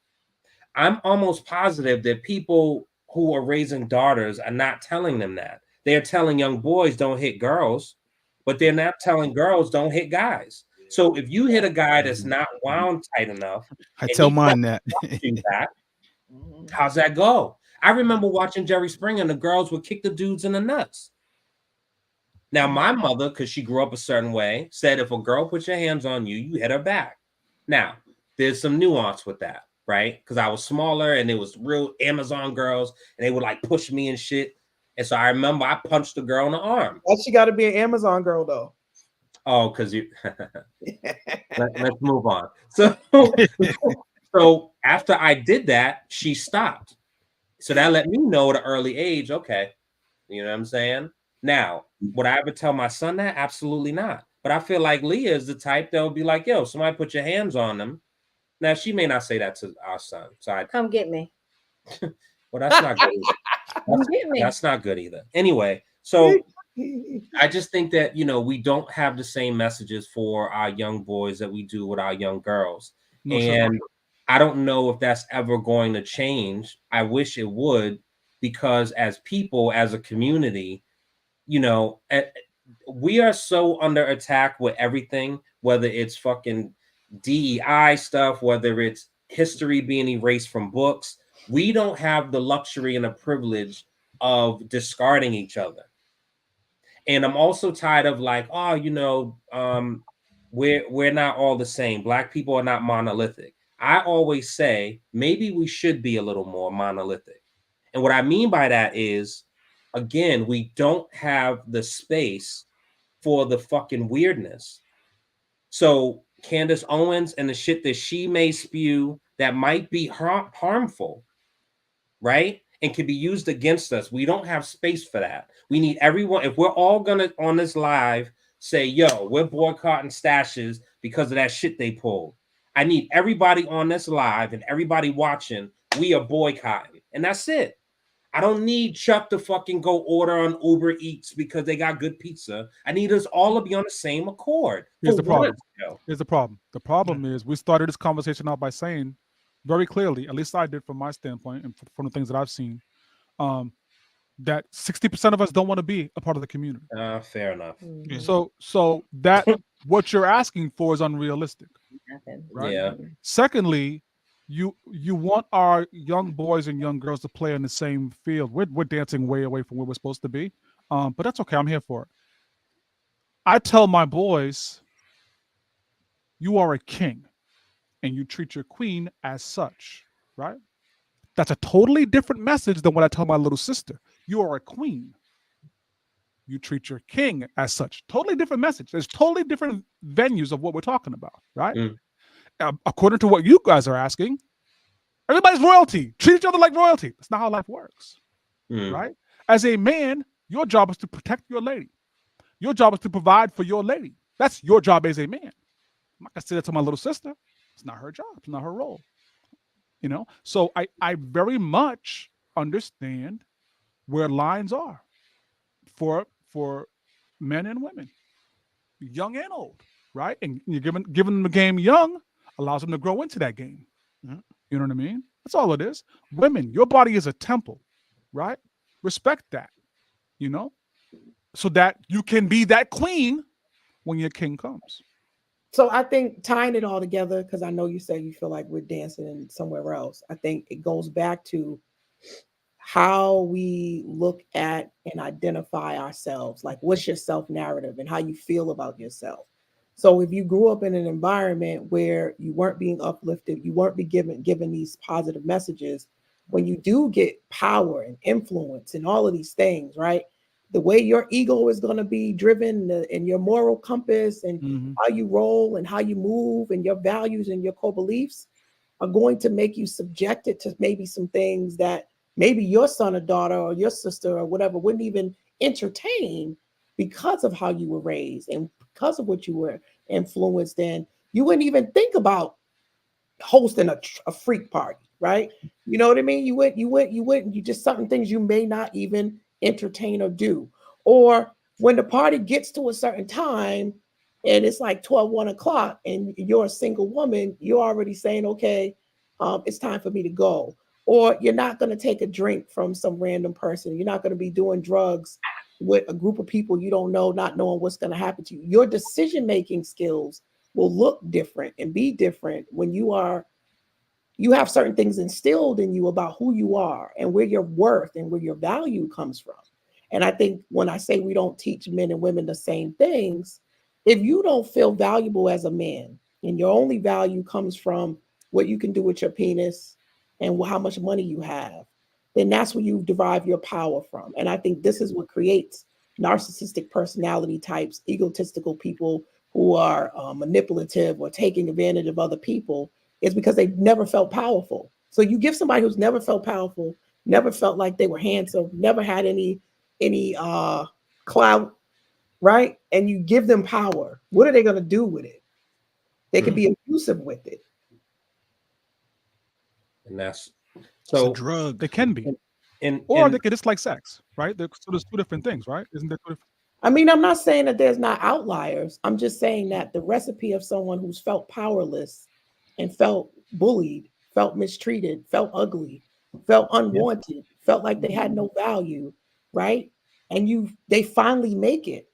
The energy that they're going to have versus someone who's always felt like they were somebody is going to look quite different. Very different. I think very few people are walking around with the mantra and the mindset of be the change that you want to see in the world. And oftentimes we are, the wrongs that are done to us, and it's in so many different industries. The wrongs that was done to us, I'm gonna show them when I get it. I'm gonna show them. So a lot of correction officers, you know what I'm saying? Police officers, and people who were bullied, people who were picked on, the people that were picked last for teams, right? And so now I got the power to pull you over. I got the power to tell you now you can go. So all that plays out. So what I wanted to say as we're closing, because it's in line with what we just talked about. What do we say? So each of us, if we can chime in, what do we say to those who stand by and witness wrongdoings, and don't say anything? Part B is, what do you say to people who witness it and they enable it? Run that back one more time. So what do we say to those who stand by and witness wrongdoings?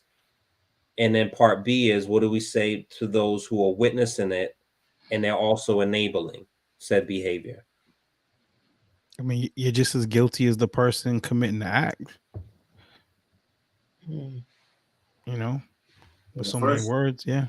The first part, I think, like we covered it a couple weeks, I think last week or whenever we spoke on Diddy briefly. There was a clip of his neighbor, I think in LA, when they raided the house, and he came out and he's like, "Whoa, yeah, tell them to stop busting in these loads of kids.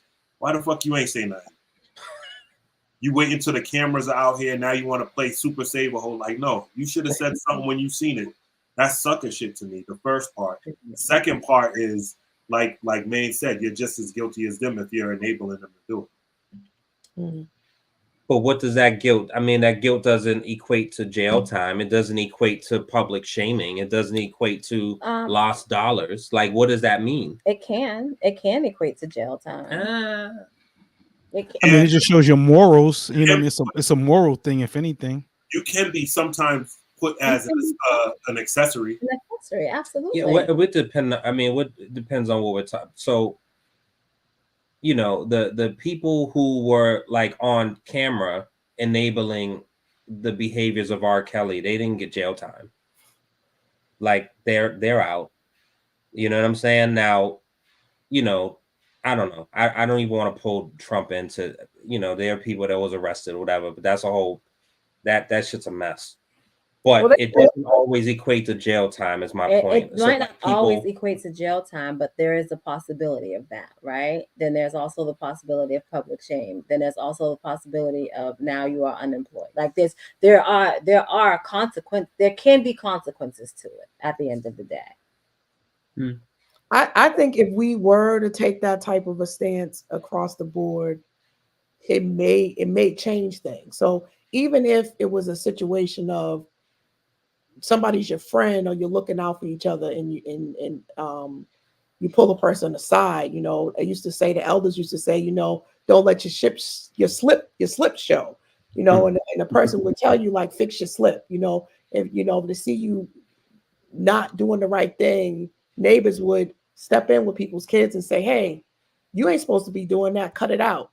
I think there's a certain amount now, it's like, mind your business, right? Stay out of your business. If it don't have nothing to do with you, you stay out of it. So we would have to be in each other's business a little bit and be able to have permission to hold each other accountable and be open to feedback. A lot of people don't want feedback and don't want to be corrected about anything. People want to do what they want to do, how they want to do it. So I think there's a part of how much of this becomes our responsibility as a society and what are we supposed to do in terms of holding each other accountable to do what we think is right. And then we go back to that's a subjective term because what's right. Mm-hmm. And I think that's why this is difficult is that am I a bystander or am I minding my business? Like at what part am I now becoming a Karen? There has to be a conversation about the line of embarkation, right? If we're talking about legalities, nah, man. Hopefully y'all know what a Karen You got to is. step in. You got to say something. You got to handle that the right way, right? But one thing we find consistently is that people got different moral compasses, right? Sure. And so, you were just condemning the woman having sex behind the dumpster, and I was just Googling her, right? So there's different kind of things about what we're looking for in life, right? So I don't know. You gotta relax. If there's a legality, why you? Yeah, hold on. Sorry, wife's throwing shit in here. It's getting. With a straight face, he said it. This legality about to start kicking in the second. Moralities. Not that I mind your business, but I think I can let you know, yo, that's gonna lead you down a dark path. That's my piece, you know. But we have to understand our role in those lives before we make comments. A certain level of bravery to stand out and be the person that doesn't do groupthink, right? And doesn't just go along to get along.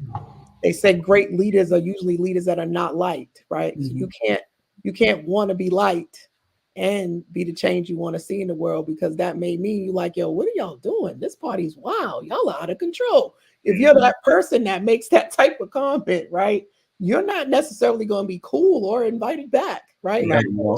But you said your piece. And often it's like the people who don't have a whole flock of people around them, or sometimes like I think about Cat Williams, right? You know, he's saying all these things. People sort of, he crazy, he's this, he's that. But he might actually be telling us all of what's really going on. So I think there's a certain level that people who tell the truth are not always listened to.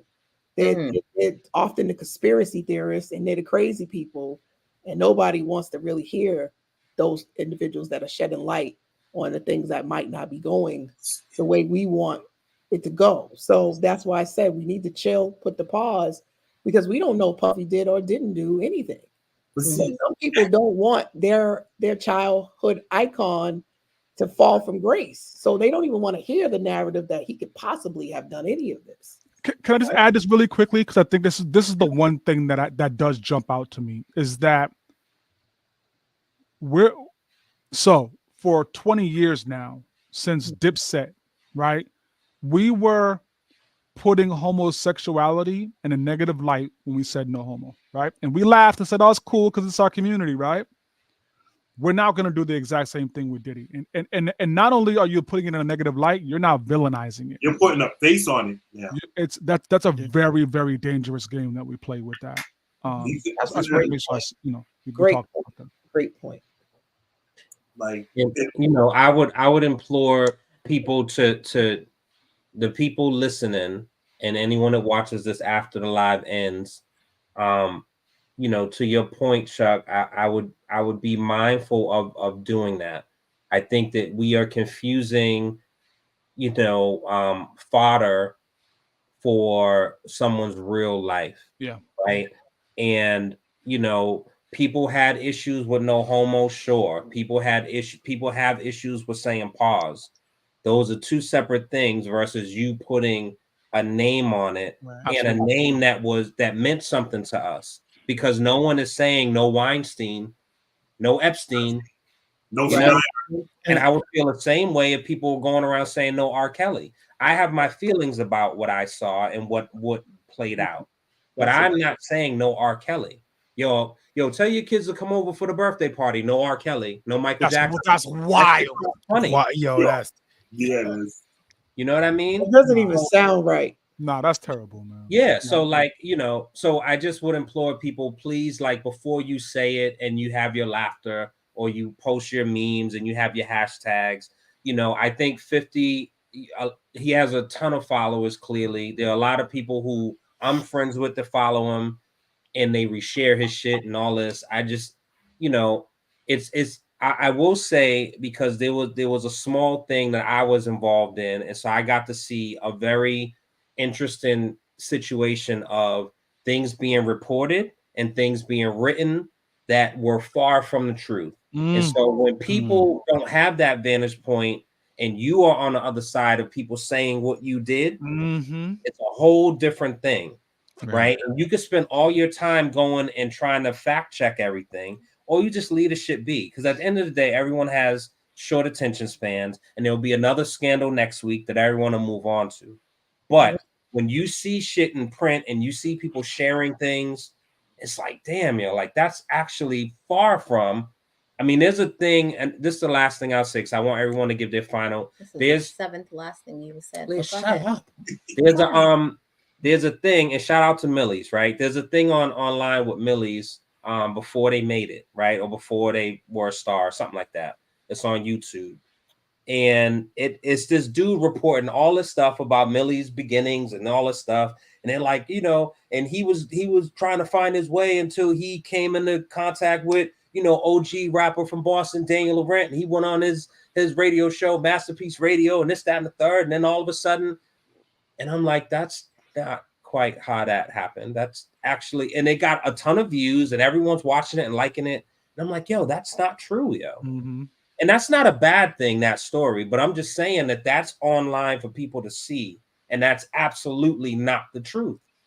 So I just implore people to just be mindful and have some humanity when you are talking about people, whether celebrities or your neighbors, please. And that's my final thing. So everyone else can I mean, I think that sounds good, and in a perfect world, it would be great, right?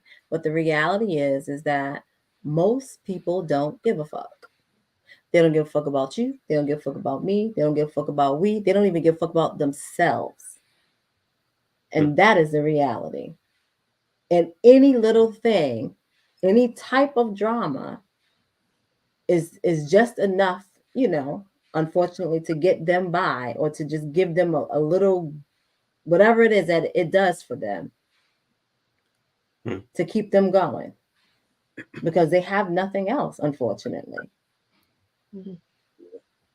Yeah, they're living off the downfall of other people, you know what I mean? And just how to, again, it only happens in our community, right? The guy files a trademark to get No Diddy, like to get that trademark. Like that's, yeah, a guy in Philly, black guy. I think it was a rapper dude that filed to get that trademark. Like that's, but again, only in our community does that type of stuff happen. Nowhere else in any other community does it happen. I'm sorry. I think it doesn't. I think it happens in other communities. I think it's just. I think it's. I think we just highlight it more in our community. It's more in our faces in our own community. Okay. Unfortunately, I think it's handled differently. Yeah. Sure. He's setting himself up for a defamation suit for one. I guarantee you, his lawyers are cooking something up. Like if he trademarked that was just dumb. Just make it street slang and leave it at that. Not that it's okay to do that, but like you trademarked that man's name and made it something negative. It's defamation. They're coming for you. And this goes back to just like, what's the purpose of that, right? And granted, if he got enough money, he could always say, well, I wasn't talking about Diddy. I didn't know that that's what it was about. He could try to fight it. But it's like, what's the purpose? Like everything that's happening right now, if everything that's going on in the world right now, is this really the most major news? No. Like with everything that's going on in your own personal life or whatever's happening in your own world, you reaching your own goals, success. Is this really the most important thing in the world? This whole situation has stayed in the news for weeks now. But see, I'm sorry, I didn't mean to cut you off, but I think that right there is the root why people like it. Like, damn, my life's fucked up, but at least I'm not going through that. That's where a lot of people get off on this type of stuff. And I think just to feed all into that, the self-hate, life not being where you want it to be, people vicariously living through these entertainers' lives. the comparison theory that people have, that they think this stuff is real. And to a certain extent it is. I hate when we say, well, social media is not real. No, it's a piece of a person's life. It's not that it's fake. It's just not everything. What's the highlight reel? It's not everything. And I think if you're using this one smidget to make a decision on how somebody's life is and what they're going through, you just don't have a clue. Like at the end of the day, I'm sitting in my kitchen, right? There's a sink over there. There's the wash machine and dry. There's all this other stuff you can't see beyond this one little corner that I'm showing you on my screen. And I think sometimes we're living in tunnel vision and we're not looking at the big picture. And the big picture is there's so many layers to this.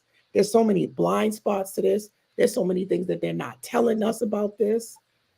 Don't make your opinions off these little sound bites that are people's opinions, because everybody has an opinion and we all have a right to have one. But the question is what's your opinion? And why is your opinion the way why do you have that opinion? What's feeding your values and your morals and your moral compass? Why do you think the way you think? If you can't answer that, I respectfully tell you to go figure that out first before you keep spreading something else on the app. Right. You don't even know why you think what you think. Take a moment to figure that out. Like, are you just saying that because CNN said it, or do you really believe it? From a 0 to 100%, how much do you believe that this man needed a whole freaking arsenal of people to come to look through his house? And he's just pacing with no gun, no nothing, and they still haven't arrested him. Don't that make you at least pause and want to question it just a little bit? Definitely. And just for Chuck, did you give your final No, I didn't, and I'll keep it short and sweet. I think we've given 2, if not 3, really high points that we'd like the community to consider as you're thinking about, as you're talking about, as your media involves around Puff, right? I think there's another thing here where people are catching strays unnecessarily. His friends are not necessarily complicit in these actions, right? Until we know what's going on.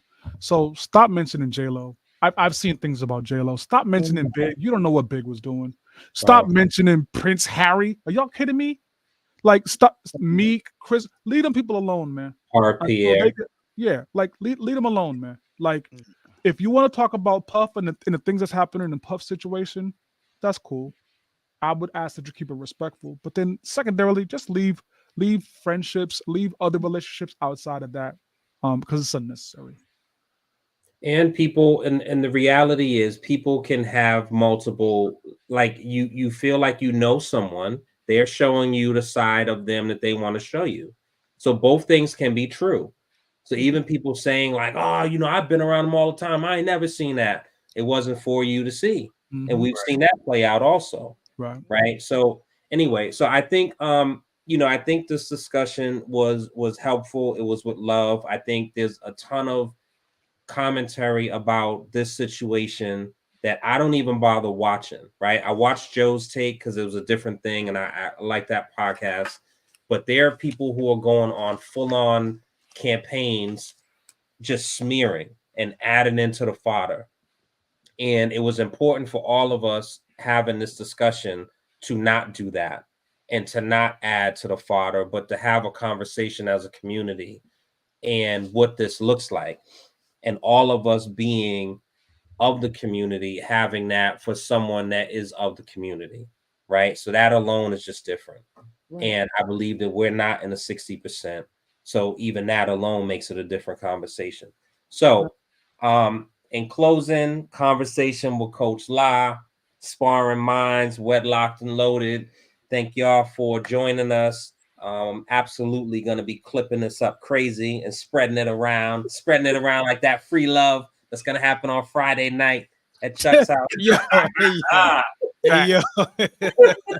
Facts. So we just want to inspire people to think critically and have their own mind, right? And one of the things I love about Sparring Minds is that it's just to get you to think, man. Think for yourself. Get and more ask information. questions. Right. Ask questions and don't be afraid to ask questions. And everyone just please be kind, be safe.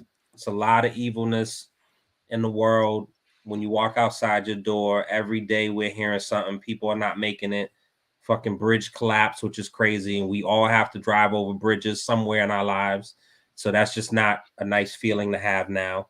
Just be kind, be kind, be kind, be kind, and that's all I'll say. Listen, I'm looking when I do my what do you call it, map quest. I'm like, avoid all bridges. Yo. Word. Yeah. Shout out to the Used to be highways. Now it's like highways and bridges. Exactly.